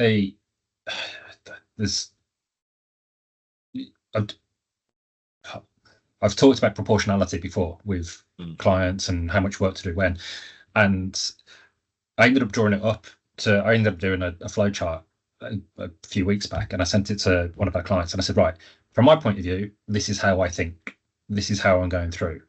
And I said, this is how it all feeds back to the safety case. This is maintenance. This is investigation. If you have some information, it's this, do that. And then I basically took all that, simplified it down, and now I can kind of break it down into the eras and stuff. But I think trying to risk assess an existing building that's non-compliant is very specialist for structures. It still scares the hell out of me. And we'll come on to the LPS stuff after this as well. But the condition of the building, we all can do. Now, I told you that I've applied to do further studying, and I want to try and quantify this process, so to speak, because I think if you understand, if you can draw a line of safety and you have something to measure to, then from a structures point of view, you can almost go into okay, you have like heritage buildings, what Chris was talking about earlier. How am I supposed to approach that? If it's 100 years old, it's non-compliant, but it's still standing. It's probably gone through the worst wind, snow loads, whatever else it's been exhibited. And I'm there going, I can't assess it to new code. It's nowhere near new code level, but it is safe. And then also from a condition point of view, how much, if we repoint masonry walls, if we underpin a building, like how does that increase safety again and do this? And that's more day to day, so to speak, or year to year when we go and assess a building. That's the condition of the building. I think we can do your active risks. The latent risks are Joe setting fire to the floor and off we go. Okay, what happens then? And that's kind of, but me personally, I'd like to see the industry split and we approach it like that. But yeah, your work on that. You've shown me your work on that. I think, is it the spreadsheet stuff that we've looked at previously outside of these calls? It's you and I in that pub in Manchester. We had a couple of glasses of tap water, didn't we, Sean, and put the world to rights. Yeah. Strong tap water though. They're right a bit. Yeah, they ran out. They ran out not long after we arrived. But the work that you're doing there, for me, changes the world, changes your industry. If what you've shown me, if you can get that to work, and I know you're studying and working with a uni on it, that is a massive risk-based approach that is, revolutionary in my opinion. So I hope you publish it and we get it out there and it works. Yeah. So obviously we won't share that just yet, but I do think it's really good work. Yeah. Yeah, a long way to go for that yet. Okay, that's 25. Last couple of bits. Gas transporter valves. Glad you picked up on that one as well. And there was a bit in there about there was another bit on that report that talked about sleeving gas supplies in buildings as well and the risk that they pose. Now, I'll be honest, I've taken both of those and just thrown them into a risk assessment. I'm saying this is something we should consider going forward on all HRBs and that kind of stuff. So for any clients on the call, you will see that from me as well as a potential risk. Can I just ask a question on your point 34, high-powered radios? And you talked about the risk on static and flammable gas and the switch over to digital radios. Yeah. The one thing that pops in my head when you said digital was concrete buildings, because they are notoriously like signal blockers. Because depending on how dense and how thick a concrete or how big a building it is, you always struggle. And even in new build now, we have to put, like, I speak to M&E guys, and they always design for signal boosters throughout the building. So how would that affect the firefighters in a real scenario, so to speak? So if you're doing Grenfell again and they had digital radios and they're up on 12th floor, 16th floor, whatever, does the building itself not cause jamming? Yeah, it does massively. And in fact, I wrote a research paper on this to do with wireless fire alarm detectors. So where you get wireless detectors that people are putting into high-rise buildings because it's you can retrofit them more quickly. I'm seeing a lot of these go in with existing HRBs. They switch to a simultaneous evacuation instead of stay put, and the way they do that is by putting wireless detectors in, which work off radio frequency, and they don't work in many cases because the concrete acts as a blocker. What you find is the angle of the antenna is really it's really important to get that right. The solution to it is always put your antenna at an angle, not up or straight down, because you catch the wave on the upstroke and the downstroke. That's a whole nother conversation. In answer to the question, yes, the concrete works as a massive blocker and was a huge issue at Grenfell. I'm no expert in this, and I'm not really, like, comms wise, I don't really know. My understanding is digital is more foolproof than radio waves that work off frequency. So the idea of a shift to digital is that it works better. But I'll tell you something for free. I live in a house that's 100 years old or whatever, and I get no phone signal. I get no 4G because that's made of stone. So yeah, that's what it's saying to overcome and work out. But imagine being however many stories up in a concrete block and losing comms. That's the situation we had, and it was a really significant risk. So I think that's the reason to switch to digital, because it overcomes that, but it doesn't solve it, because, like I say, I don't get 4G in my house. So yeah. Yeah, it was just, it's like, I get the switch. It was just, I know this is a problem, and that was all. Yeah. Firefighter own initiative. What does training like that look for? Because you made the point that you can drill a certain scenario 10, 11 times, and then on the 12th time they might have to do something different. Yeah. But how do you train for that? Or what does that look like? Or I don't know. We spoke before, like I remember you talked about using a VR headset and you simulated a fire, and you said, like, and most people are trying to go for this door here, or you're trying to understand. I think it was understanding behaviour in fire situations. Was that what I think it was for that?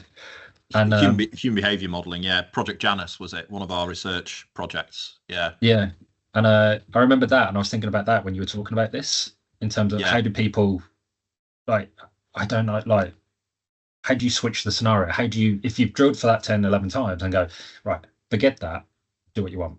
And then is it a case of kind of do what you want and go, okay, let's play that through. Let's look at the scenarios, what happens then, what's then. Is it almost like option analysis, and you're almost going, like, this is our preferred. If you're going to do that, then try do this, or maybe that, or worst resort, you're back down to here.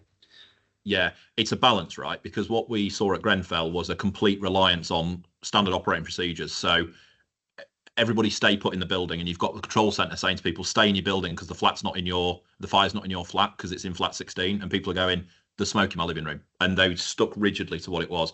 So the shift is empowering incident commanders to be able to break from guidance and break from what they do. Because what happened was that I forget the timings and the names of the individuals, I wouldn't name them anyway, but new incident commander came along and said, evacuate the building. They got rid of the stay put policy, which was the policy in the SOP, and they said, because of what we're seeing in front of us, we've got to start tipping out the building. And then the control center as well similarly stopped giving the advice that they were. But the mechanism within the fire service and most blue light services, and most kind of incident command courses, is develop a playbook, stick to that playbook, and follow the orders. And you don't empower people there to change it, because of course if you're in a fire and somebody starts going rogue and breaking from a SOP, and the person next to you isn't, you're putting them at risk by doing something that they're not expecting. So the shift then with the NFCC is to empower incident commanders and the people that are seeing it with their own eyes to follow the whole center 30 miles away, or something they've seen before. Because if you turned up to the Grenfell Tower fire, and I was there and saw it, not as an operational firefighter, but I looked at it and thought, I don't have a clue what's happening here, and I don't quite understand it. And of course, the art of incident command, if you could call it an art, but certainly the skill of it, is being able to apply all of the pre-drilled things you've got and see which one's most relevant to what you've got in front of you, which for a fire could be total change. And in fact, since we've talked about VR, Sean, we've developed it to we are developing at the moment fire service training tools where, depending on the actions that somebody does within the scenario, dictates what happens next. So at one point you can make a decision and the building collapses, and it is about training people to be able to be reactive to what they see in front of them, which you will never write a playbook. If you wrote a playbook for what might happen at a fire, it'd be an Encyclopedia Britannica type thing that no one would memorize. So the action point 25 or whatever it was is about empowering people to be able to make dynamic risk assessments, break from standard operating procedures where necessary, and be able to make more informed decisions on the incident ground. Oh, yeah, that makes more sense. In my head, I thought it was just firefighters actually boots on the ground, just going rogue and do what they want. Everyone do what you want. Yeah. The risk there is the risk to the people that you're working alongside, and probably to the people in the building as well. That's why I say it's a balancing act, because if you just say, okay, everyone do what you want, suddenly you've got no coordination to it. So it is giving people on the incident ground the ability to do that, but not over empowering so everybody starts doing something totally different, because you're reliant on coordination at incidents. I got one last point. I'm wary of the time as well. Sure. You talked you're being roped into greater resilience planning, so almost creeping into the emergency planning. That kind of, great. I get you guys. That's a natural kind of shift over to you guys. Where does the responsibility lie between, say, you guys and a resilience engineer? Because I've been on courses on like resilience engineers in terms of natural disasters, and they're looking at scenarios for like whole towns, or if there's an explosion in a high risk, like not I say high risk, to me like an embassy building or something like that. They look at the impacts of the surrounding areas, how that blast radius affects streets and all this kind of stuff, and they look at the resilience of any area or a town or a city and all this kind of stuff. So is there an overlap there? Are you more detailed? Are they like high level? Like where does responsibility in that lie? Responsibility ultimately sits with the accountable person, the client side, and I'll just input into the bits that are relevant to me. As an example, I'll sit in a room like this, which is a 10-person meeting room, and whoever's coordinating it will say, this is your bit, isn't it, Joe? Help me. So as a great example for fire, something I've been asked 10 times in the last 6 months, and then 0 times for the preceding 12 years of my career, is if we had a fire in this building, how many fire appliances would turn up? Because what they're planning for is holding capacity for fire appliances. Now, I can answer that because I can work out and I can liaise with the fire service and say, would you make pumps 10 if this building was on fire? Yeah, we would. Okay, 10 fire appliances. But if they then said to me, as a follow-up, what would you make pumps 10? Like make pumps 10 would be the command to send 10 fire appliances, which would be a threshold thing. So fire's broke into the external wall and has broached into a second compartment. The order from the incident ground would be make pumps 10, potentially, which is we need 10 appliances here. Over, make pumps 5 would be 5 appliances. So, sorry, I've flipped into lingo, haven't I? Into jargon. But, I might speak to the fire service and say, if it was an incident in this building, what would you do? They tell me make pumps 10. Then I'm liaising with my client and saying, you would need capacity for 10 fire appliances. You might need capacity for 20 fire appliances, whatever it would be. Now, that's my input into the contingency planning. If they started saying to me, how many bottles of water should we have on standby if we had to evacuate? That's not for me, guys. I can't do that. That's the limit of my competency, and my input is related to the fire bit. Go to the next person in the room. They're the person that's involved from the council, maybe, looking at emergency planning preparedness. So I'd input to the fire part.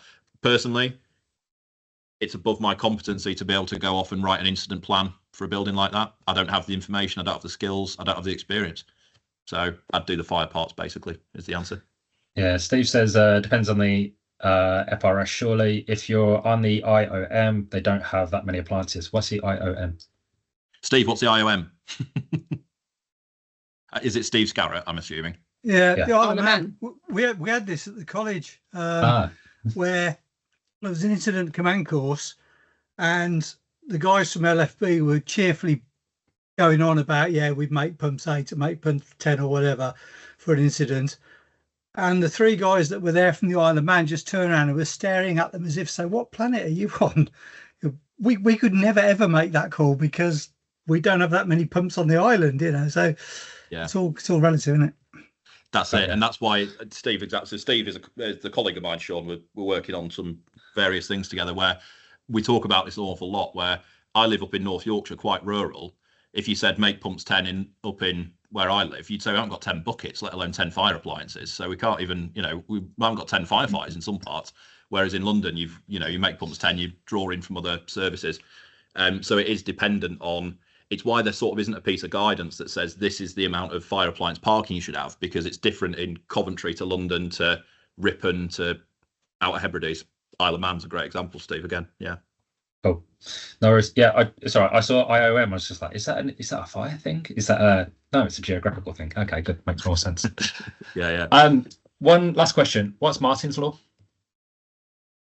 Oh, Martin's Law is the new security regulation. So there is a regulation coming in, and I don't know the full title of it, but it's known as Martin's Law, to do with counter-terrorism. So it's coming in, and there is now a requirement coming in through Parliament to do security risk assessments for all buildings. I don't know the ins and outs, but Martin's Law relates to the Manchester Arena bombing. So Martin is one of the names that's associated with that. And coming in is a requirement to do security risk assessments for all public buildings. It's transcending into fire an awful lot because I'm getting lots of inquiries to do occupancy assessments for buildings. And it's not actually related to fire, it's related to security. So in a retrospective fire strategy, which we've talked about, we would always assign the number of occupants within the building for fire safety. That number is now useful for security consultancy as well. So I'm working with security consultants an awful lot, looking at how we design for peak numbers, because that then relates to Martin's Law. In the new security legislation, there's different bands in there for how many people are in your building. I think it's between 0 and 100, 100 to 800, 800 plus, might be 500, might be 600, something like that. So big questions that we're getting. Unrelated to fire, but it's a problem we're already solving in fire, so we're getting asked to share that information an awful lot. It's worth looking up Martin's Law for anyone that isn't familiar with it. We're doing a load of work on it internally because it's coming up a lot. Nice. Yeah, cool. All right, I hadn't heard of it before. I just said, like, okay, we'll give it a look as well. Nice. All right, I'm going to park there because we are running way over at the minute. But I suggest, let's have a quick break, quick toilet break. Back at 11:05. Does that work? And then I'll jump straight back into LPS then and pick up the other stuff. Brilliant. Okay, thanks, guys. I'll be back on in 5. See you shortly. In a bit. YouTube, Delta Fire Engineering, LPS. This is the session that we did last Thursday, I think.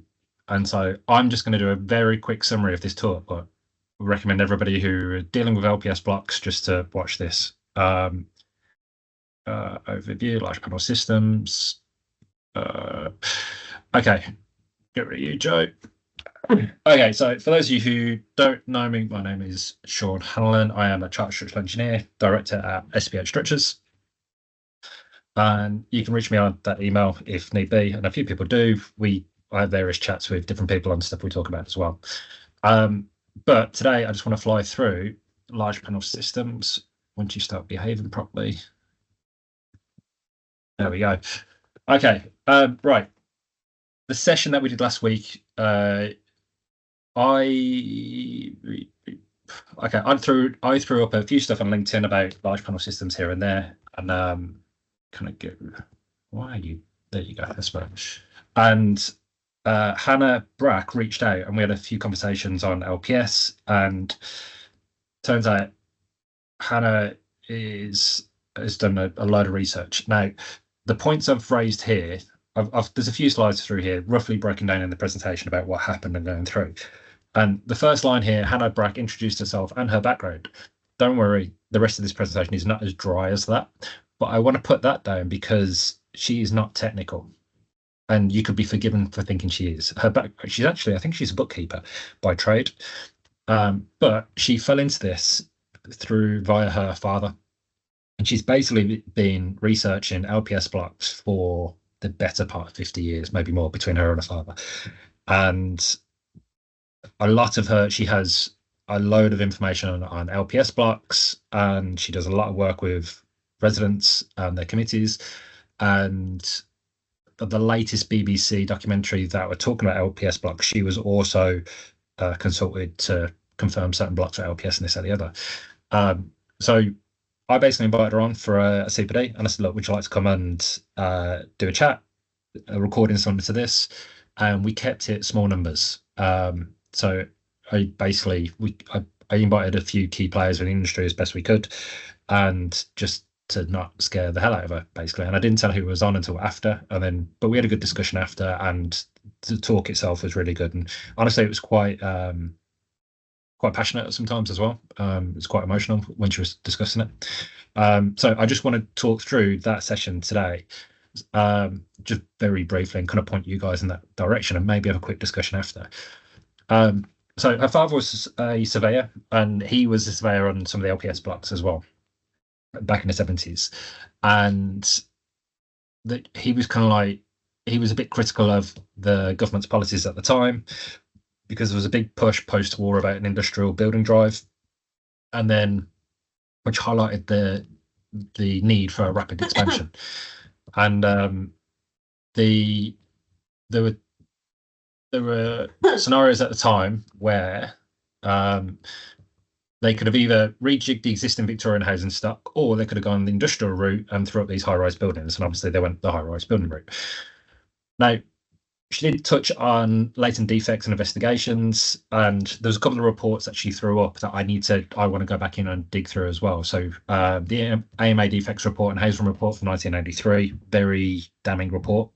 Outlined common defects in the high-rise buildings and the high-rise systems, mentioned challenges in identifying and recording defects, discussed classification of buildings and systems. That one's quite a good one, because there's different forms of LPS, and what the government classified at the time as the head of tier system in terms of the classification of in situ concrete buildings, and then LPS buildings and off-site construction and all this kind of stuff.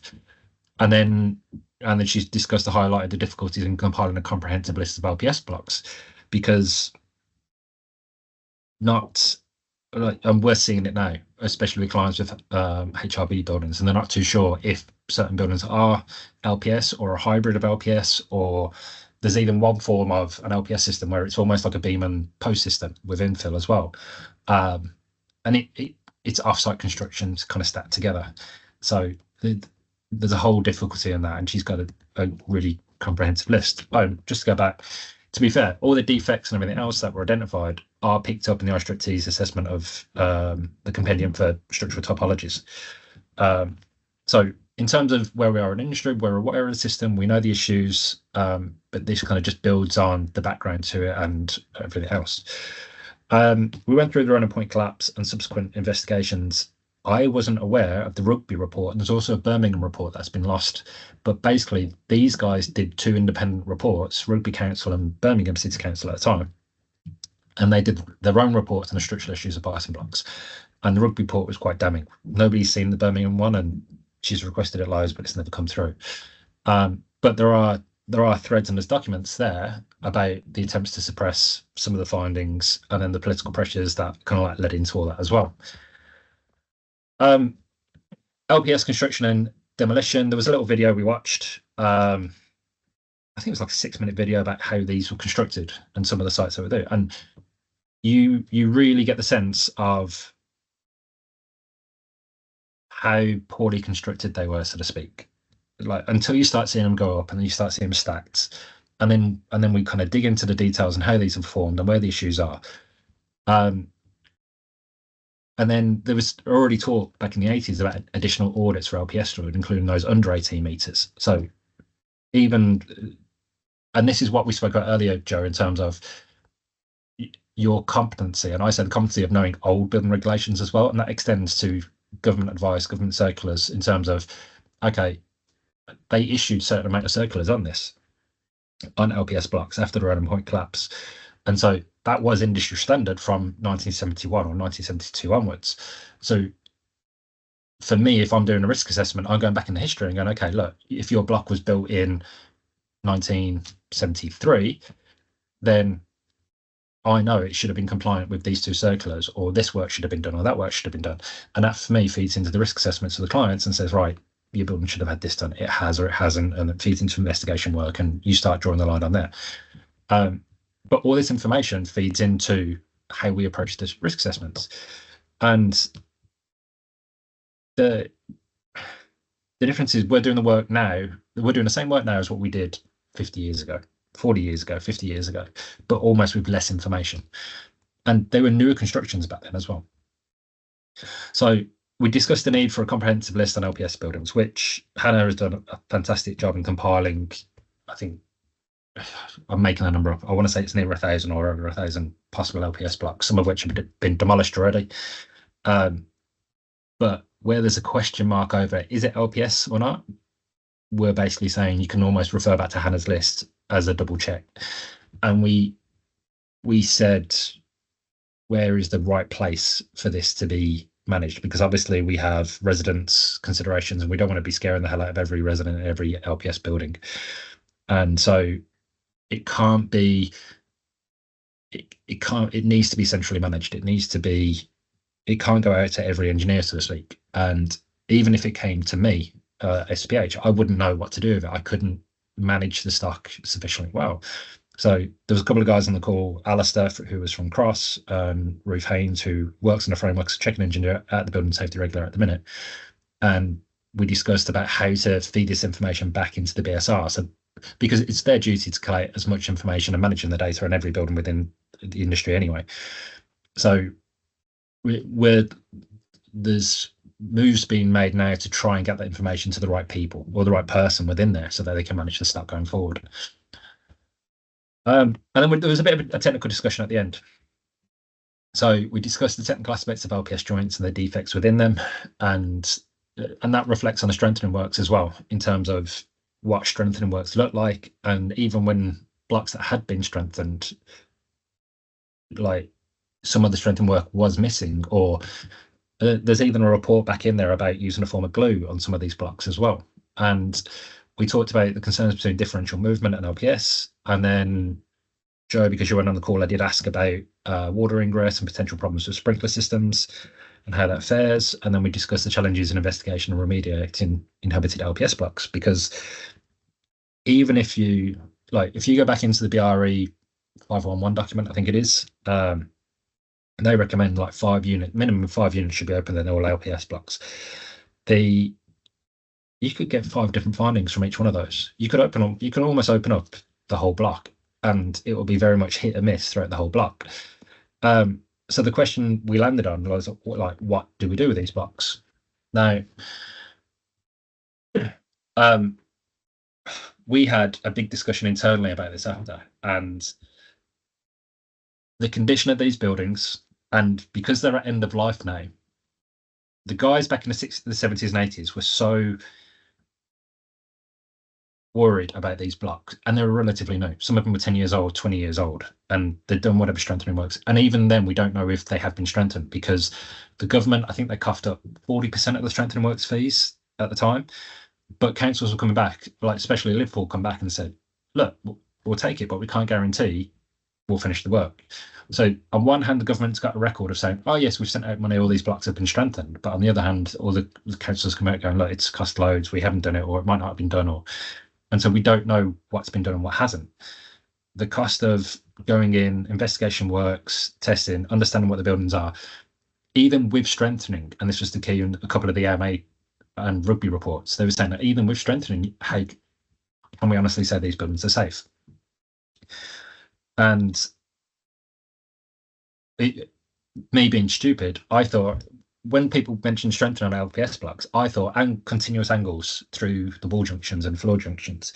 Because in my head, I know that gives me more robustness. If the wall below goes out, I've got some kind of connection between the floor and the wall. It all kind of comes through. But they're not. They're angle brackets. They're short little angles at certain centres along the wall. And I know why they've done it. And I know it stiffens up from lateral load and wind load, which these blocks are susceptible to as well. But in a disproportionate collapse sense, doesn't really do a lot. And so me and Kat had a chat about this internally, and we were running around in circles, basically just trying to figure out, okay, what's our approach to this? What should be our approach to this? Because I don't want to be in the nicest way. I don't want to be writing a clever report about a building, and I don't know how long this building is going to last for. Another 10 years, 20 years, even with strengthening. And the amount of work that we need to do to reduce the risk is going to be massive. And even from a structural point of view, it's these blocks to even make them compliant to disproportionate collapse and reduce the risk is going to be huge. But they have issues on compartmentation, and fire issues and water can seep through in the event of a sprinkler system and all this kind of stuff. And so we made the decision that if we work on these, I had to make a couple of quick phone calls to clients on this, in that before we made this decision, was we will only do these blocks now if we will do the risk assessment, the structural risk assessment, but only if it's with end of life care, so to speak, in mind. So we managed this building out until the point of demolition, because I don't want to be trying to justify these buildings for another 20 years and then asking the same question again and then asking the same question again. I think we can manage them out, and I think that's where we come into asset management, and we turn around to the clients and say, right, no, our recommendation will be to demolish, but that might be a 5-year period, it might be a 10-year period. We need to work together here and do that. And so that's where we kind of like ended up, and there's loads that feed into that. But us personally as SPHstructures, that's the route we're going to go down now. And so if we are going to, because it's time when they did strengthening works at the time back in the 70s and 80s, they didn't think these things would last another 20 years, and we're another 40 years later. And it's at some point, I think we've got to draw the line on these buildings. And I know the BSR themselves, when they're trying to review this, there's a lot of itchy bums at the minute in terms of where are you drawing the line in safety. And these are the worst buildings, are the worst high risk buildings, so to speak. So yeah, that's where I just wanted to highlight that video, basically throw it out there that this is where we're going to come from and how we're going to do it. But yeah, it's a really interesting video, and I just wanted to like maybe have a quick discussion on that, or we can pick it up after we do the soft skill stuff as well. Yeah, I've not had a chance to watch Hannah's presentation back, but thank you to Hannah for coming to talk on as part of this this thing that we're doing. I have a few thoughts on LPS, but I'd push on to soft skills, I'd suggest, if that works for you, and we can see if we've got time for Q&A after. I have a meeting at 12:30, so I don't want to kill our time too much. No worries. Right, stuff they don't teach you. This is just one slide, so I will. Joe, what did I say in our? You can leave your camera on for this. I think this is a joint thing anyway. What did I say in the email last night? How we were going to do this? Say where this idea come from. Where we both come from on our journey, and then dig into the bits that we want to cover. Was that it? That was it. That sounds about right, doesn't it? Yeah. Okay. So this came from. So we meet up every now and again, and we have a chat or Teams calls or phone calls, or whatever, and we discuss work, bounce ideas of each other. And the number of times we both caught each other saying, "This is the kind of stuff they don't teach you," and other people have. Like we have the same conversation with other people, and basically a lot of those people are saying, "Oh, you should maybe talk about this, or throw it up there, or discuss it, or make it available." And I always remember when I was a younger engineer coming through, and I'm looking at the bigger consultancies, going, "How did they do that? Or how did they?" Not only from a technical point of view, but also how do they approach certain stuff? And don't get me wrong, I know there's a bit of intellectual property, or for want of a better description, about how people approach work and stuff like this, but I also think there are a lot of things to be wary of, so to speak. Growing pains, lessons learned, stuff that we would just go, "Look guys, just do this is why." And so we thought we'll kind of touch on that today as well. And in terms of like high level overview, so I set up SPHstructures 6.5 years ago now.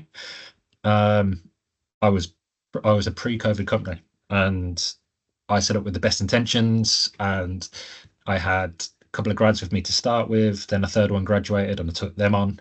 And Kat joined me in February. I was looking for a senior engineer, and the interview process alone was painful. We should probably throw interviews on as one of the skills as well, Joe. And then COVID joined us in March, and our order book went from plus $500,000 down to less than 100 grand almost within a month.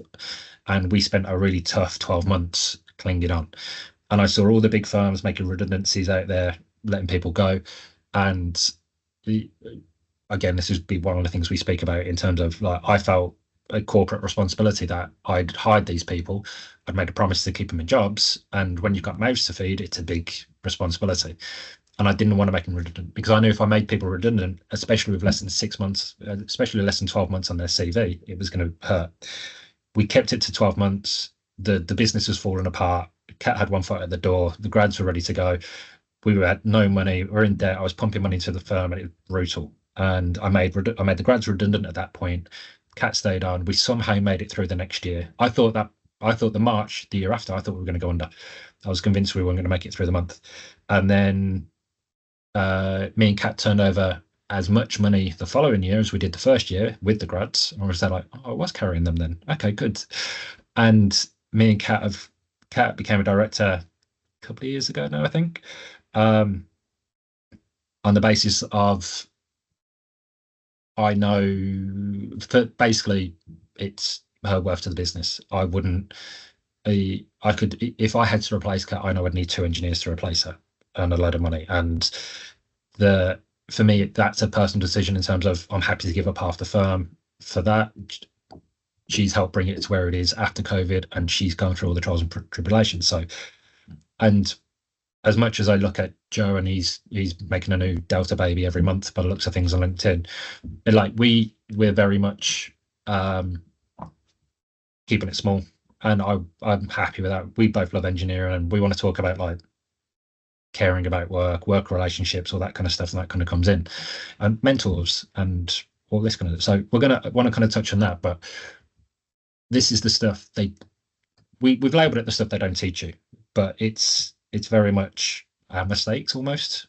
Does that make sense? And kind of throwing it out there, and if people get a benefit from it, as always, great. And off we go. And that's the whole kind of plan behind this. But we'll elaborate on some stuff and then maybe just discuss other points. Yeah.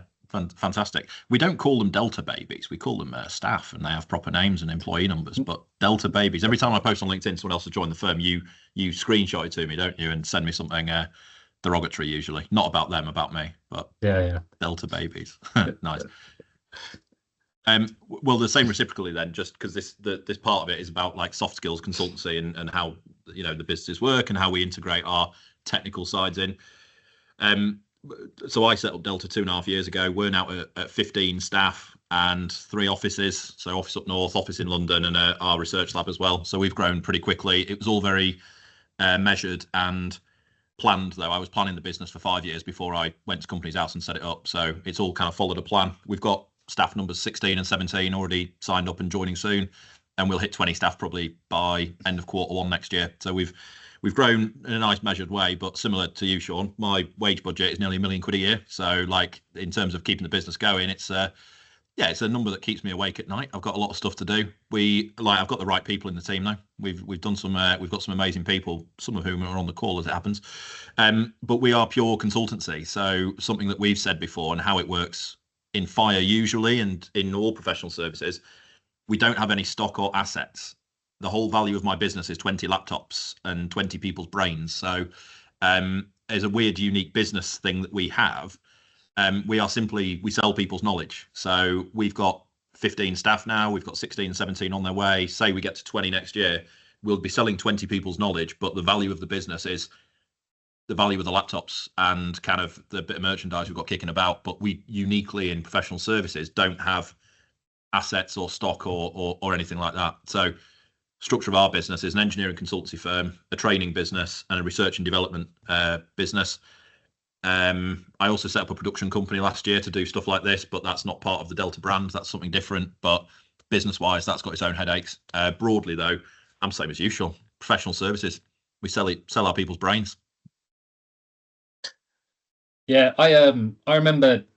I'm just going to put this up in background at the minute, but I remember one of my bosses telling me at the time, if you make it through 12 months, you've done well. 3 years, you've done really well. And 5 years, you're established. And I remember getting to 4.5 years, and it felt like I was established. It felt like SPHstructures had a name, like people knew who we were. And don't get me wrong, I don't know what our reputation is. I don't know if we're ball breakers or tough or whatever else, but that felt roughly about right, and their kind of advice on that. And I'll be honest, I didn't think I'd make it this far. For me, I was happy to get to 12 months. I was there, or do it and be like, okay, I tried. And I remember going through, like you said, it took you 5 years planning. I was probably thinking about it for X amount of years. And I remember the 12 months before, I think I planned it all out in my head. I was going through every scenario, everywhere else. And I remember going to see my grandparents, and I walked through their gate. And for whatever reason, I hadn't thought about it in ages. And I remember just walking through their gate, and they're like, of course I'm going to do it. And that was it. And then there was just that I walked in, and that was it, weight off my shoulder. And then I handed my notice in like the following week or whatever it was. But that decision to go on my own itself was harder than anything, almost harder than anything else I've had to do since. I think that first initial going through was brutal. It's a big call, isn't it? I know lots of people have done it for fire. Lots of my mates have done it in recent years, and contemporaries. And it's a big step to go out and do it on your own, because suddenly you find yourself like, I was a pretty good engineer once upon a time. I think I still am, but like I didn't even know half the stuff that the people around me were doing. I didn't know people were doing tax returns. I didn't know people were raising invoices, because it wasn't my exposure. And suddenly you go out on your own, you've got a team around you, you have to do all of that. And that's what you spend most of your time doing. Shaking hands and kissing babies is what people claim the job is now, and what I spend my time doing, going off and selling the brand. Whereas actually I quite like going back and writing a fire strategy from time to time. And that's the biggest shift that we've talked about, and I talk about a lot, is when you go from being an engineer to being the owner of an engineering business. Suddenly you have to lump in all of that owning stuff, which you probably don't even know how much the people around you are doing. I suddenly have a greater appreciation for every director I've ever had, because I'm now like, oh, you were doing this as well. Oh, yeah. Wow. Okay. Now there's a load of stuff that I'm exposed to. So that's the step, isn't it? Yeah. I remember having that same thought when I stepped up to an office. So I had like 5-6 staff around me within like 18 months. And I remember stood in that office on my own one day going, oh, I have immense respect for all my directors and bosses right now who have had to do this and gone through the headaches and everything else. It's even the guys who weren't necessarily great bosses, but even them, I was just there like, all right, fair play to you. I get it now. Even when I got to a point where I had like 4 or 5 staff, I still had at that point, I probably had 40 hours a week just admin to do to keep the business going, outside of projects and staff stuff and everything else that's going on and growing the brand and all that good stuff. Suddenly you find yourself with 40 hours admin just in terms of marketing and branding and contracts and legal stuff and finance and taxes and all that. All of that just doesn't stop completely, does it at all? It's the biggest shift that I found, definitely, and still do. I got a really good mate who basically persuaded me to go on my own, and he's a project manager. And we went for many a beer after work, and it got to the point where his wife would ring and his daughter's in the background going, Daddy out with Sean again at the pub. And I was just like, oh no, we should probably stop doing this so often. But he was kind of like, he gave me one bit of advice right at the start as well. And he said, don't do meetings on Friday.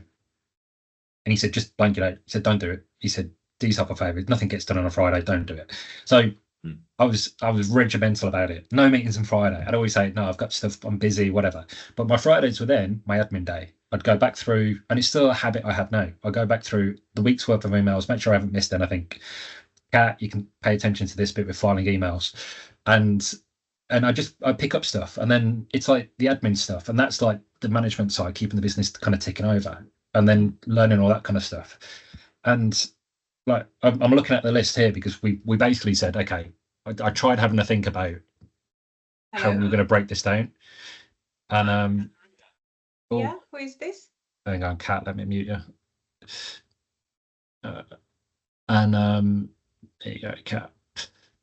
And yeah, we were we're trying to figure out how best to approach this in terms of how we go about this going forward. And we figured, right, try split it up in between technical and non-technical. So, and I've just realised I could probably throw on bookkeeping and all that kind of stuff will creep in here. And the S in brackets, so the 4 things put S in brackets for me, I just went through this last night, threw it together, and these are the 4 bits I want to maybe go on going forwards. And so I figured we go through each one of these bits kind of now, because I know some of these I'll probably want to throw a few slides to, especially like fee bids. So fee bids, knowing how you fee bid from our chat in Manchester compared to how I fee bid are 2 grossly different animals. And I'm immensely impressed you've got as far as you have on your method at the minute. But also I didn't know. So in terms, like when it comes to the fee bids, the biggest thing for me was at the end of my first year, I think I had like 3 or 5 grand left and I could have put it in my pocket. I could have gone on a nice holiday. I could have done whatever. Instead, a friend of mine they were a small time nursery developer. I want to say they do like foster care homes and stuff like that. They've gone into that sort of development and they're smashing it. They've run with that. I didn't see her for like 3 years, and she immersed herself into that completely, and she's done really well. But she invited me on, they call it like a mastermind course with other developers, other guys who've done maybe 2 or 3 stuff, who are looking to make a step up, do it as a full-time profession, and then know what they're looking for. And they invited me onto it, even though I hadn't done any development. And they said, "Look, do you want to come on, because your experience alone will pay dividends in here?" And I thought, all right, might as well. I put $5,000 on this course, and I sat in a room once a month with a dozen other developers who are learning all about different stuff. And I always remember the guy Gary sat next to me at the course. He was a millionaire in his own right through tiles. He's like the tile king in Northampton area, Milton Keynes and all that kind of stuff. But he picked me up from the train station every month in a different car, because his car was always in the shop, so they always had a different hire car. I was convinced he was out nicking them because he was an East End boy. But the amount of stuff I picked up off him, learning about how to run a business, how to view it, how to kind of like manage his trades, and like he's the kind of saying, because he used to be on the tiles, he used to be on the trades, and he said he got to the point where his phone just would not stop ringing, and that was the point that he had to kind of step back and then trust the other teams and build them, and how he built them, and how he managed the people, and then how he set up his business in terms of like the forecast and the cash flow and all this kind of stuff. Learned loads from him. And but I think I learned more in those, let's say, 6 months from the other developers, how they cash a job, how they approach a job as well. And that for us made it, that's definitely helped a few times over the years, when I turn around to clients and go, okay, what's your project cost on this? They go, $1 million. And they're like, is it though? Is it? I think it's this. And it's just giving you that confidence then to go, no, here's my fee. No, here's my fee. It's this. And it's just, I've always treated my technical reading as ammo. And I see this as the same. If I try and get as much information as I can to know where, and so I can appreciate clients' perspective in terms of where they're coming from and costing the job or whatever else, or contractors in terms of how they're going to build it, then it makes my job easier, so to speak. So yeah, setting up, there was one book I read in terms of setting up and how to do that. That really helped. And maybe we do a bit on that. And speaking to you after, I tell you, everybody's gonna hate that they missed out on our Manchester chat. But after that chat, we've had discussions about how to restructure as well, based on some of the stuff you guys were doing. Is that right? Yeah, we spoke to our accountant and stuff like that as well, and it makes sense. So yeah, we're trying to follow that path now as well. Invoices and getting paid, I did that one in this morning. Can't believe we didn't have it in beforehand, because again, I can go to the nth degree on that one at the minute, because I know we've got three small claims court stuff going through at the minute, and we are fully aware that we will probably not see that money. But we also want to, and again, this was us talking to the accountant, and he said he did the whole process for 80 quid. And when he got to court, the judge was there like, why are you here for 80 quid? He's going, I wanted to learn the process. I wanted to know how difficult it was, or what it was, and all this kind of. He said, I'm not going to get this for 80 quid anywhere else. So again, I'd say getting paid is a massive one. And we've changed. It's harder now to change that we're 5-6 years down the line compared to, let's say, the traditional approach that we used to do. But yeah, I think we should touch on that as well.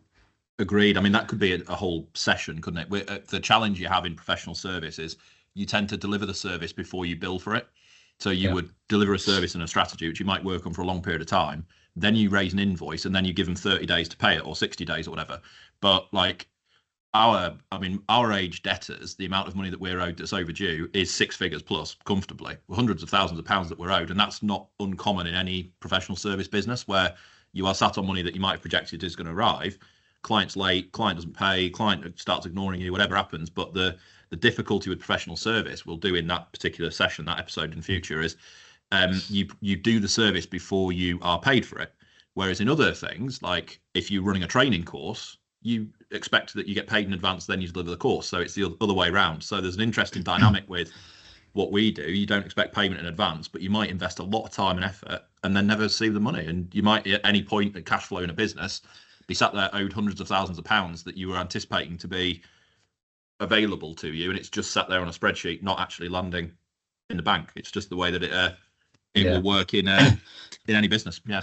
Can I say, I reckon competency works in our favour here, because if you've pulled your competency documents together and you're asking, let's say you ask for X% up front and go, look, for us to do it, we need X amount just to, we're doing it for saying, look, we can get you in, but confirm our workload. So we know our workload going forward, give us X amount going up front, and we can schedule in, and then we can do the rest once we finish the work, whatever.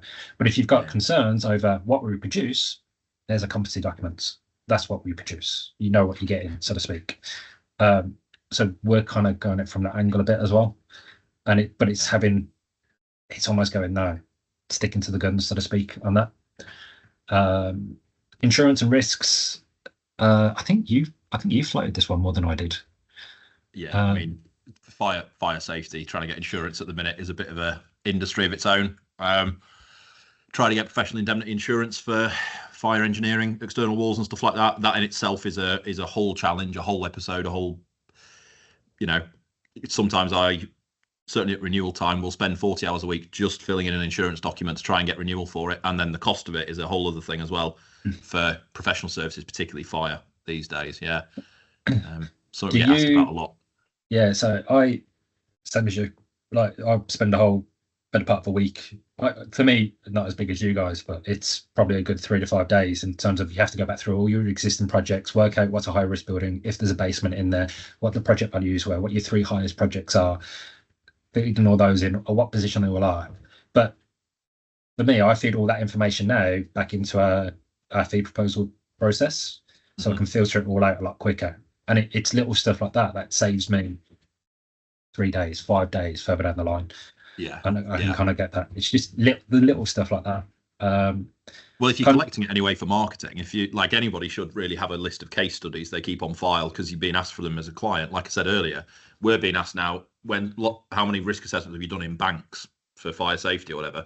If you're collating it there, when you come around to insurance renewal at the end of the year, which is a really difficult time for a business owner and director, you've got all the information collated for you, haven't you? It's sat there. So that's the sort of little tricks that you come up against and try and save yourself some time at the end of the year, because 20 hours doesn't feel like a lot of time, but when it's due on Friday and it's Monday and you've got 20 hours to try and crowbar in, invariably it's that section between 7 p.m. and midnight, 4 days on the bounce is where it fits, because it's the only time that you can find when you're not doing project work and marketing and admin and finance and everything else that drops onto the to-do list. So little tricks like that are helpful, which will fall into this series. Yeah, for sure. I think that brings you into procedures management. The biggest thing for me was getting the right, even now, like I know there's 2 of us, and Kat hates it. She said her biggest hate on a Monday morning was looking at Dropbox and seeing what had last updated, what templates had changed, what processes we'd done, and we still do it now. It's like it's quite an iterative process. Like if we can find a better way of doing stuff, we will, and that's why like our Word document templates, for instance, always start off like this big, and then we have to kind of whip them down to something a bit more manageable and going, okay, what's this information important to? Is this for the client? Is this for contractor? Is this for the design team members? And working out basically how to start our stuff up and making sure, again, check-in, management, checking other people's work, what work I do at stage 2, 3, 4, 5. Yeah. All that, like, massive. Like, I know if I stepped away, Kat could just pick up stuff, knowing going through the feed, like our feed proposals take an hour each one. And knowing what to do when, and going through that process, it's nuts. It's got to be streamlined, hasn't it? Because like fee proposals, for example, this weekend I wrote 14 fee proposals on Saturday and Sunday, and the only way to do that is to get them down as quickly as possible to 45 minutes or an hour. Otherwise, writing 14 fee proposals, if that takes 14 days, well, that's never going to happen, is it? And if you find yourself busy and you're at the weekend and you think, right, I've got a list ahead of me, the only way you can do it is get them down as efficient as possible, isn't it? By getting good at them and being drilled in it and having previous case studies you can put in and stuff like that. Yeah, I'm in the same mode as you on that one. Non-technical stuff, work relationships and giving a damn. I'd say the biggest thing for me when I set up the business, and the thing that was stressed in every document I read, and I would like, some of it was technical, some of it non-technical, and all this kind of stuff. But it was always get the right people around you. Yeah. And that's why, like, my first interview with Kat was 2 hours long, and I think I'd interviewed like 8 other people before her. And some of the guys weren't coming anywhere near my clients. Some of the guys showed me bending moment diagrams for an hour. Some of the guys were telling me how to run my own business, and they'd only been there 20 minutes. And I'm there going, oh. And then Kat's CV landed on my desk, and I was a bit like, her portfolio was, if she did everything she claimed she was doing, she was going to be amazing, or she was blagging it. And by this point, I just had enough of interviewing. I'm just going through the motions, but I know we needed someone a bit more senior. And I was just like, you know what, it's a 50-50 chance. I might as well just go with it. And then she came in, and I think we bounced ideas off each other for about 2 hours. And then we had my friends run a recruitment consultancy. And I saw one of them throw it up on LinkedIn the other day, talking about should they put salaries on CVs. And it's a big debate internally for them. And I was chatting to him. I put it on LinkedIn as well, and I'm just like from a candidate's perspective, God no. Now I'm an employer, doesn't really care for me because I know I've got a budget in mind. And even with Kat, I had a budget, but she was being offered more money elsewhere. Yeah. But then I had to take a view on it and going, look, I know how hard it is to hire. I know she's really good. I know she could, even though her experience wasn't necessarily suited to say refurb or whatever we did. I knew the attitude was correct. And so I almost hired an attitude rather than experience in that point, because I knew she could learn this stuff. Like, and I caught myself saying I could teach anybody engineering if you got the right attitude. And that's when she came back and said, look, these guys have made me a bigger offer, but I really want to come to you. And I was like, okay, I'll match it. And it's paid dividends. Like, she's now part owner of the company and everything else. But talk, just quickly go through, because I know what your answer is for this, but I find it really interesting because I don't do it, and I'm going to steal it from you. Again, we got drunk in Manchester. Drank some tap water in Manchester one day and shared each other's business plans. But your interview process is really novel for me, because you have this sort of exam that people sit, which isn't a pass-fail thing, but it's a gap analysis. You give them practical things the first time you meet them, so you've got talking points, don't you? So. Well, are you still doing that, actually? Because this was a couple of years ago. But how did that work when you brought that in? Yeah, we would. I mean, we haven't interviewed anybody for a while. We're very much still happy where we are at the moment in churning, but we would still adopt the same process. So we asked for a portfolio. We asked for a CV and we asked for a portfolio of work. So the portfolio is basically, look, I've done this building, that building, I've designed these connections, do whatever. So you get an idea, and we say, right, when they walk in, quick chat, and then me and Kat, we looked at the iStruct core objectives of what you need to get to become chartered. And I think at the time there was 13, I think it's 10 now. And we basically sat there for about 20 minutes and said, right, I'd want to know this question. And they're all quite high level questions, like what's the minimum depth to avoid freeze thaw on shallow foundations type thing. Like that stuff's in approved document A. So, and it's stuff like that. So, but there might be 50 questions. And I say, look, you got 20 minutes to answer these while we review your portfolio. And then I'll be there like, we're not expecting them to get through it. It's there designed, just answer it if you know it. Don't dwell on it, answer it if you know it, because then it tells me where you're weak and where I need to train you. And then so that Cat marks that, then I've already reviewed the portfolio, and then I just chat to them about the portfolio, and I'll be like, okay, what's missing from this drawing? Okay, is it like I'll see movement joints, or I'll see this, or okay, where is the temporary works considerations and that? And then that's the second half of the interview. Yeah.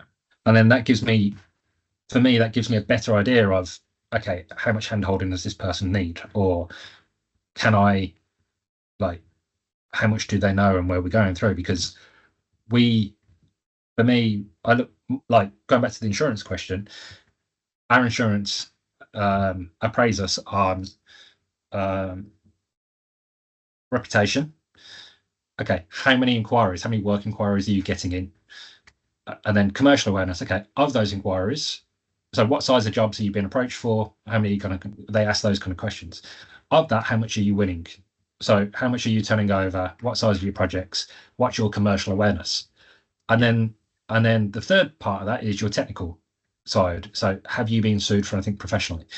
And and then they take a view on that.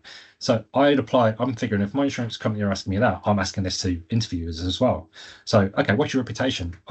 It's not important for the role you're doing, but are you bringing any work with you? Do you have your own reputation? What does that look like? Yeah. And most of the time, that's a no. No problem. Cool. What's your commercial awareness? If you want £70,000 a year, how much money do you need to turn over? Don't know. Okay, how much did you turn over in the last 2 months, 3 months, 4 months, whatever? Do you know that? No. Okay, you're going to need to know that. It's a small business. You need to be aware. Okay, and then that brings me back down to technical then. And the interview process that we just described, that's the technical aspect of it. Okay, so, but reputation, it's not a deal breaker.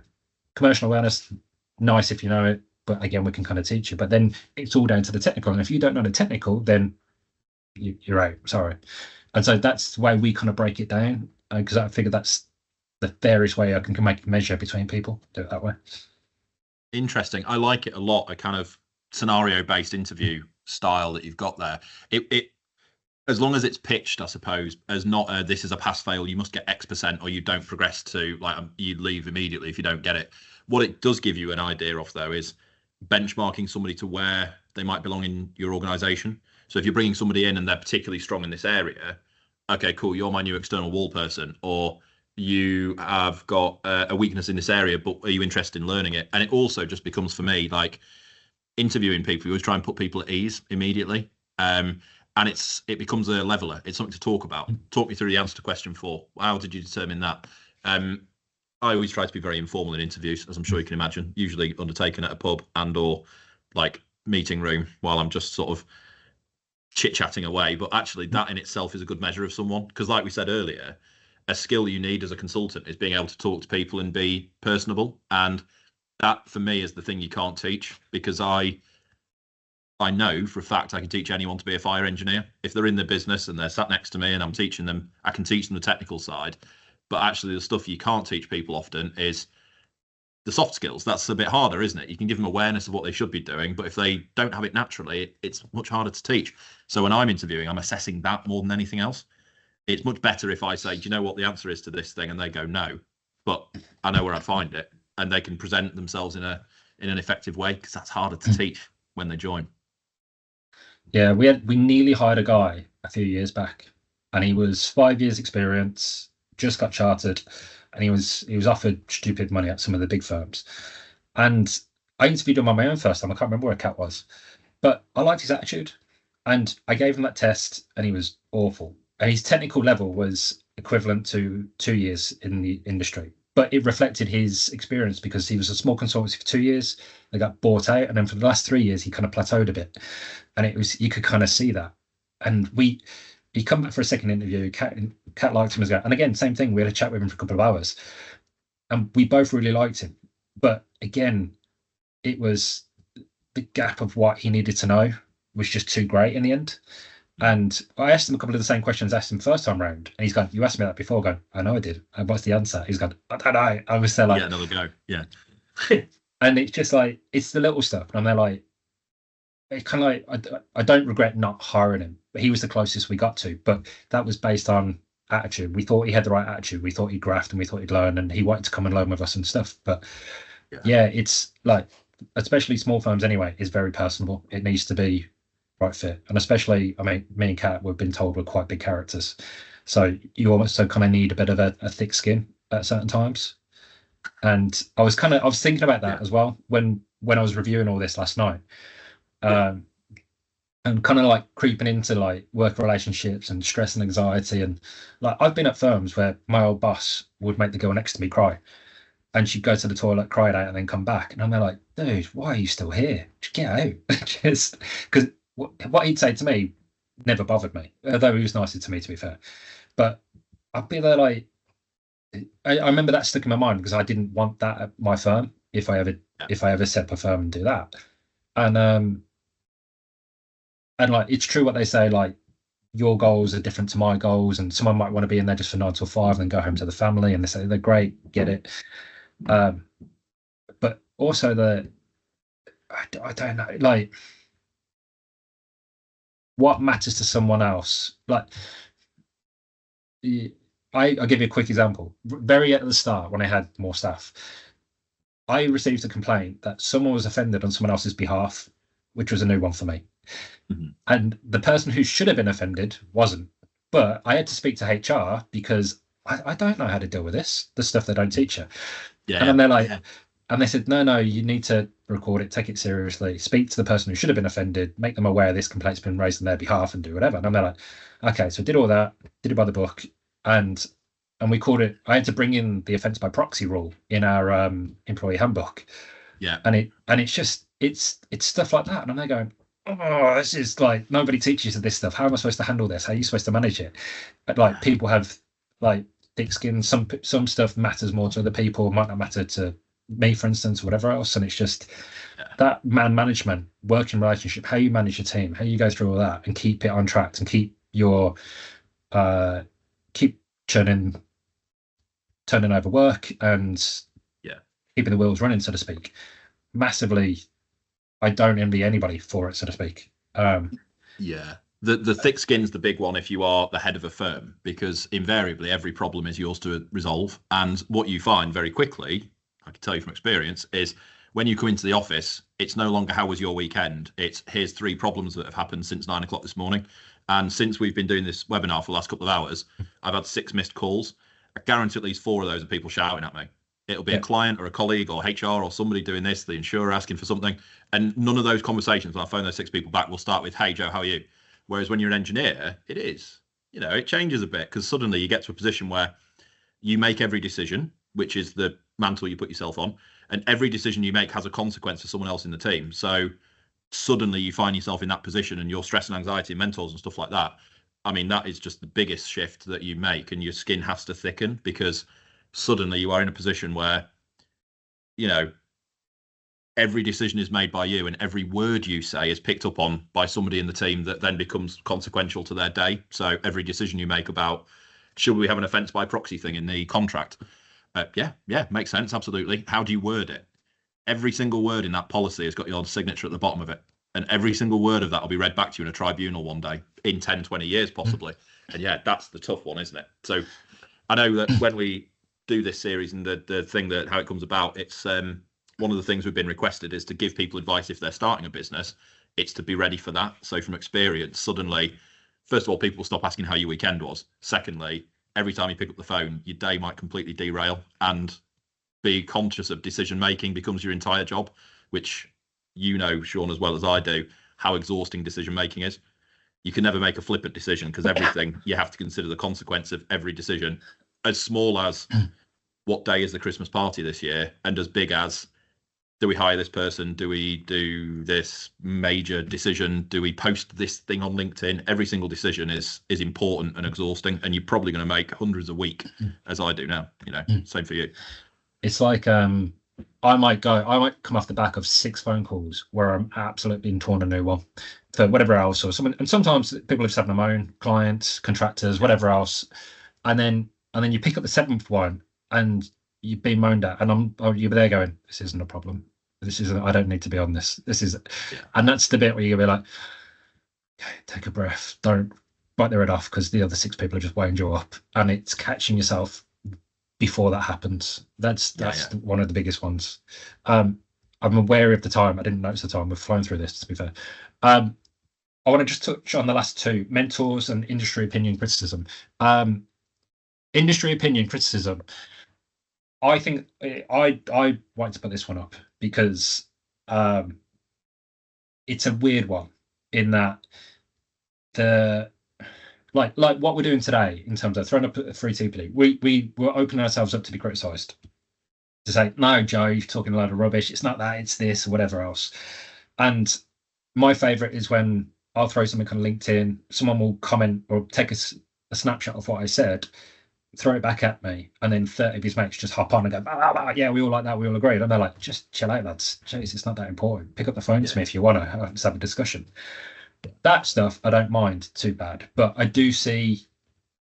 I had a chat when someone was talking about competency in structural engineering. Someone reached out to me, and they said some directors from another big firm would say, no, you're doing it wrong. It's this, that, the other. But the professional they brought in with them said, no, like, he's right. The process is right. They're doing. We did the same in our industry.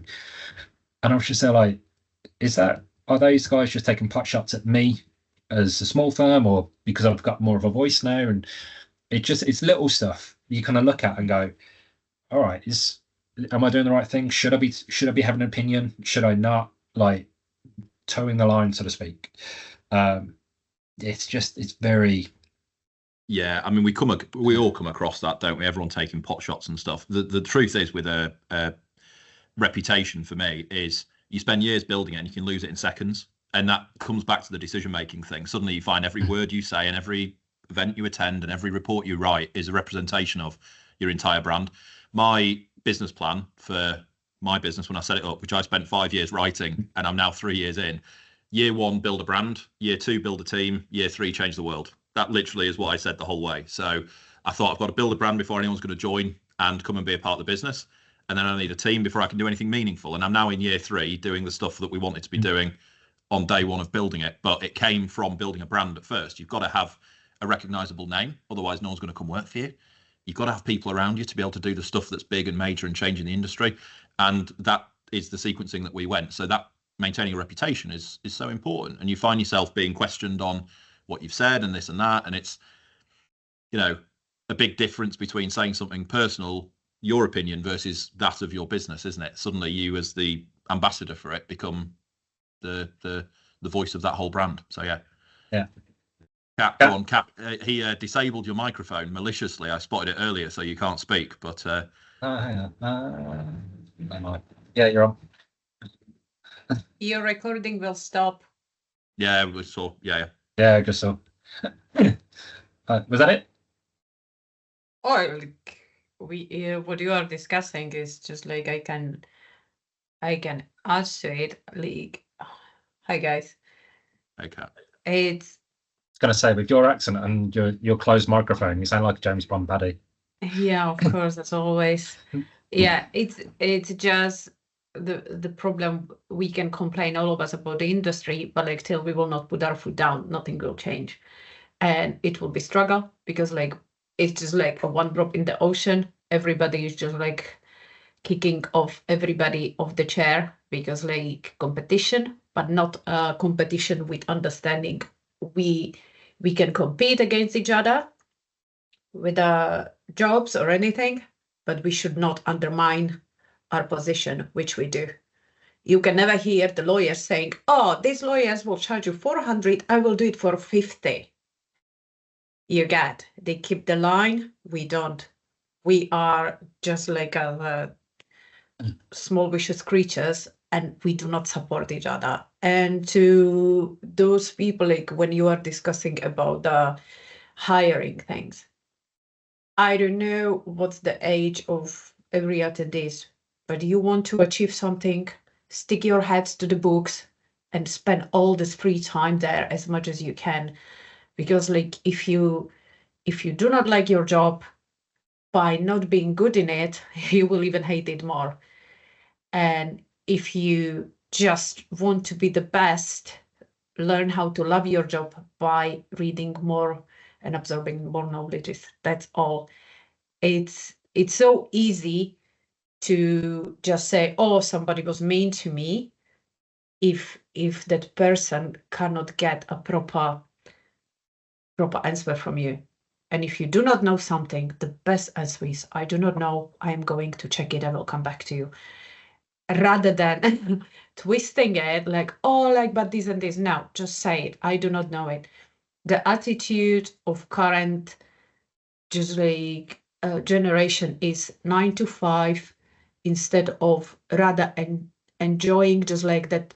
Us, who we call older generation, we want to give you our knowledges, but if you are only receiving and not giving, sorry, not gonna work. So buckle up, get the helmet, learn more, and you will be awarded for it. Yeah, that's just absolutely, Kat. Yeah, I'll have to start wrapping up soon, Sean, as well, because I've got a meeting. But just on that, Kat, when we've spoken about this before, but when I got my first job, I used to finish at 5:30, and I used to not go home till 6:30, and I used to stay every day after work, shut my laptop and read a book for an hour. I did that every day for 2 years. I read every book I possibly could, and got to a point after 2 years I knew as much as people with 5 years experience by sitting on a sofa in the office for an hour every single day after work between 5:30 and 6:30, grabbing a random book and reading a chapter every day, 5 days a week, 2 years. That's where I got to where I was. Yeah. That was my absolutely habit. I think if you do not know, like, it happens to me once, just like I was that time 24, and I already had my team, and one of the older asked me something I didn't know. I was so ashamed. I went back home and it's never happened again. Just no way. When I switched from timber engineering, I was like 9 years in there, new loads, did everything else. Switched back into main consultancy because I was afraid of being pigeonholed. Like I nearly didn't make it. The guy said, "Look, your knowledge is like lacking. You might not make it here." And my boss at the time, I'm still in contact with, and I consider him still a mentor. He just said, like, read everything. Just read everything, and eventually it all just starts clicking. And I did the same as you, Joe. I did an hour after work every day, and I did that up until I left the industry. And my bosses at the time thought I was just working hard at the time on their projects, whatever. It wasn't. I did an hour and I'd read around what I was working on, or I'd read about fee bids and just throw that in. And it's true. It all does start just coming together at a certain point, but that hour a day soon mounts up. And I was realizing I had as much knowledge as guys 10 years my senior through that. And I was just there like, it makes sense. But mentors was the last little one I just kind of touched on, and they surround yourself with the right people is the best advice I can give. And it's, for me, like, I consider my mentors have shifted through the years. I still go back and speak to old bosses, and it's weird that it's almost switched, the dynamic switch between them now when they come to me for advice. But it's lovely, but I still have the respect for them because they taught me a lot of what I know today. But I consider you a mentor. I consider Kat a mentor, Ruth and other people within the industry. People I just pick up the phone to, bounce ideas off. Sometimes it's business, sometimes it's technical, sometimes it might even be personal or whatever else. But just like I call it running as quick as you can. And that was one thing for the interview with Kat. I knew whatever we go through, she can run as quick as me and pick it up as quick. And like the mentors in that respect are massive, and kind of getting the right people around you. No, agreed. A great book I read on that was recommended by Laith, your mate. And I forget the name of it now, but it was One Man Business or something. I can't remember what it was, but it was about whether you can be one person that runs a business. And the answer is broadly no. You need mentors around you. I've got tons of mentors. Half of them I've never met. They don't even know they're mentoring me. I just follow them online. Some of them are dead. I'm just reading stuff from years ago, and they don't even realize that actually I'm using that. So the mentors are just people that are around, and you might not even ever tell them they're mentoring you. But yeah, they're there. You're sort of drawing off people's ideas, aren't you? So yeah, it's a nice one that to go on. May I also say one thing? It's in my country we study engineering already in a high school, so I was studying it from 14, and we had very tough teacher. Like nobody liked her. She was just like teaching some engineering stuff. What we asked, we were 5 of us from different, just like the classes. We asked her if she can do us like every Tuesday or Wednesday do us mentoring. So it's about the initiative. I never had in my 22 years of experience young people who will say, God, I will just like want to have just like you giving me a time on Tuesday or something. I will do it from the bottom of my heart. Only one person who did that. It was just like connection detailer from absolutely different company. He asked me, I was spending with him Saturdays, like on my free time, 6 hours. I don't care. Anybody who wants to be, like if somebody wants to learn, nobody can stop you. So it just like ask for a mentorship. And if somebody tell you no, just like keep asking till somebody will say yes. So yeah. All good. Wrap it up there, Joe. I do need to wrap up because I've got problems to go and solve. I'm afraid to tell you. I've now got 7 missed calls, so I assume there's 7 problems to solve minimum. Good luck with that. Hopefully, for the guys still on the call, hopefully that helped or not. And I think we'll go that route. We'll pick one of those topics going forward at the next session, maybe fee bids or something, dig into it or set up the company if that's what people want, and we'll try to expand on that a bit more. And then we'll go from there. But yeah. Excellent. Have you booked the next one in, Sean? Have you got us in for a date, or are we going away and working it out? Go away, work it out. Do you want it before or after Christmas? On Christmas Day, if that's all right. Go bang in the middle. A Christmas special. Yeah, we'll do a Christmas special. I don't know. We'll work it out and we'll issue it, won't we? But we will be back for another one for sure. It's been it has been a pleasure as always. Thank you for everyone dialing in and watching later on. And thank you, Sean. No worries. As always. Cheers, Joe. Loved it. Good man. Thank you, everyone. See you soon. Nice one. Cheers, mate.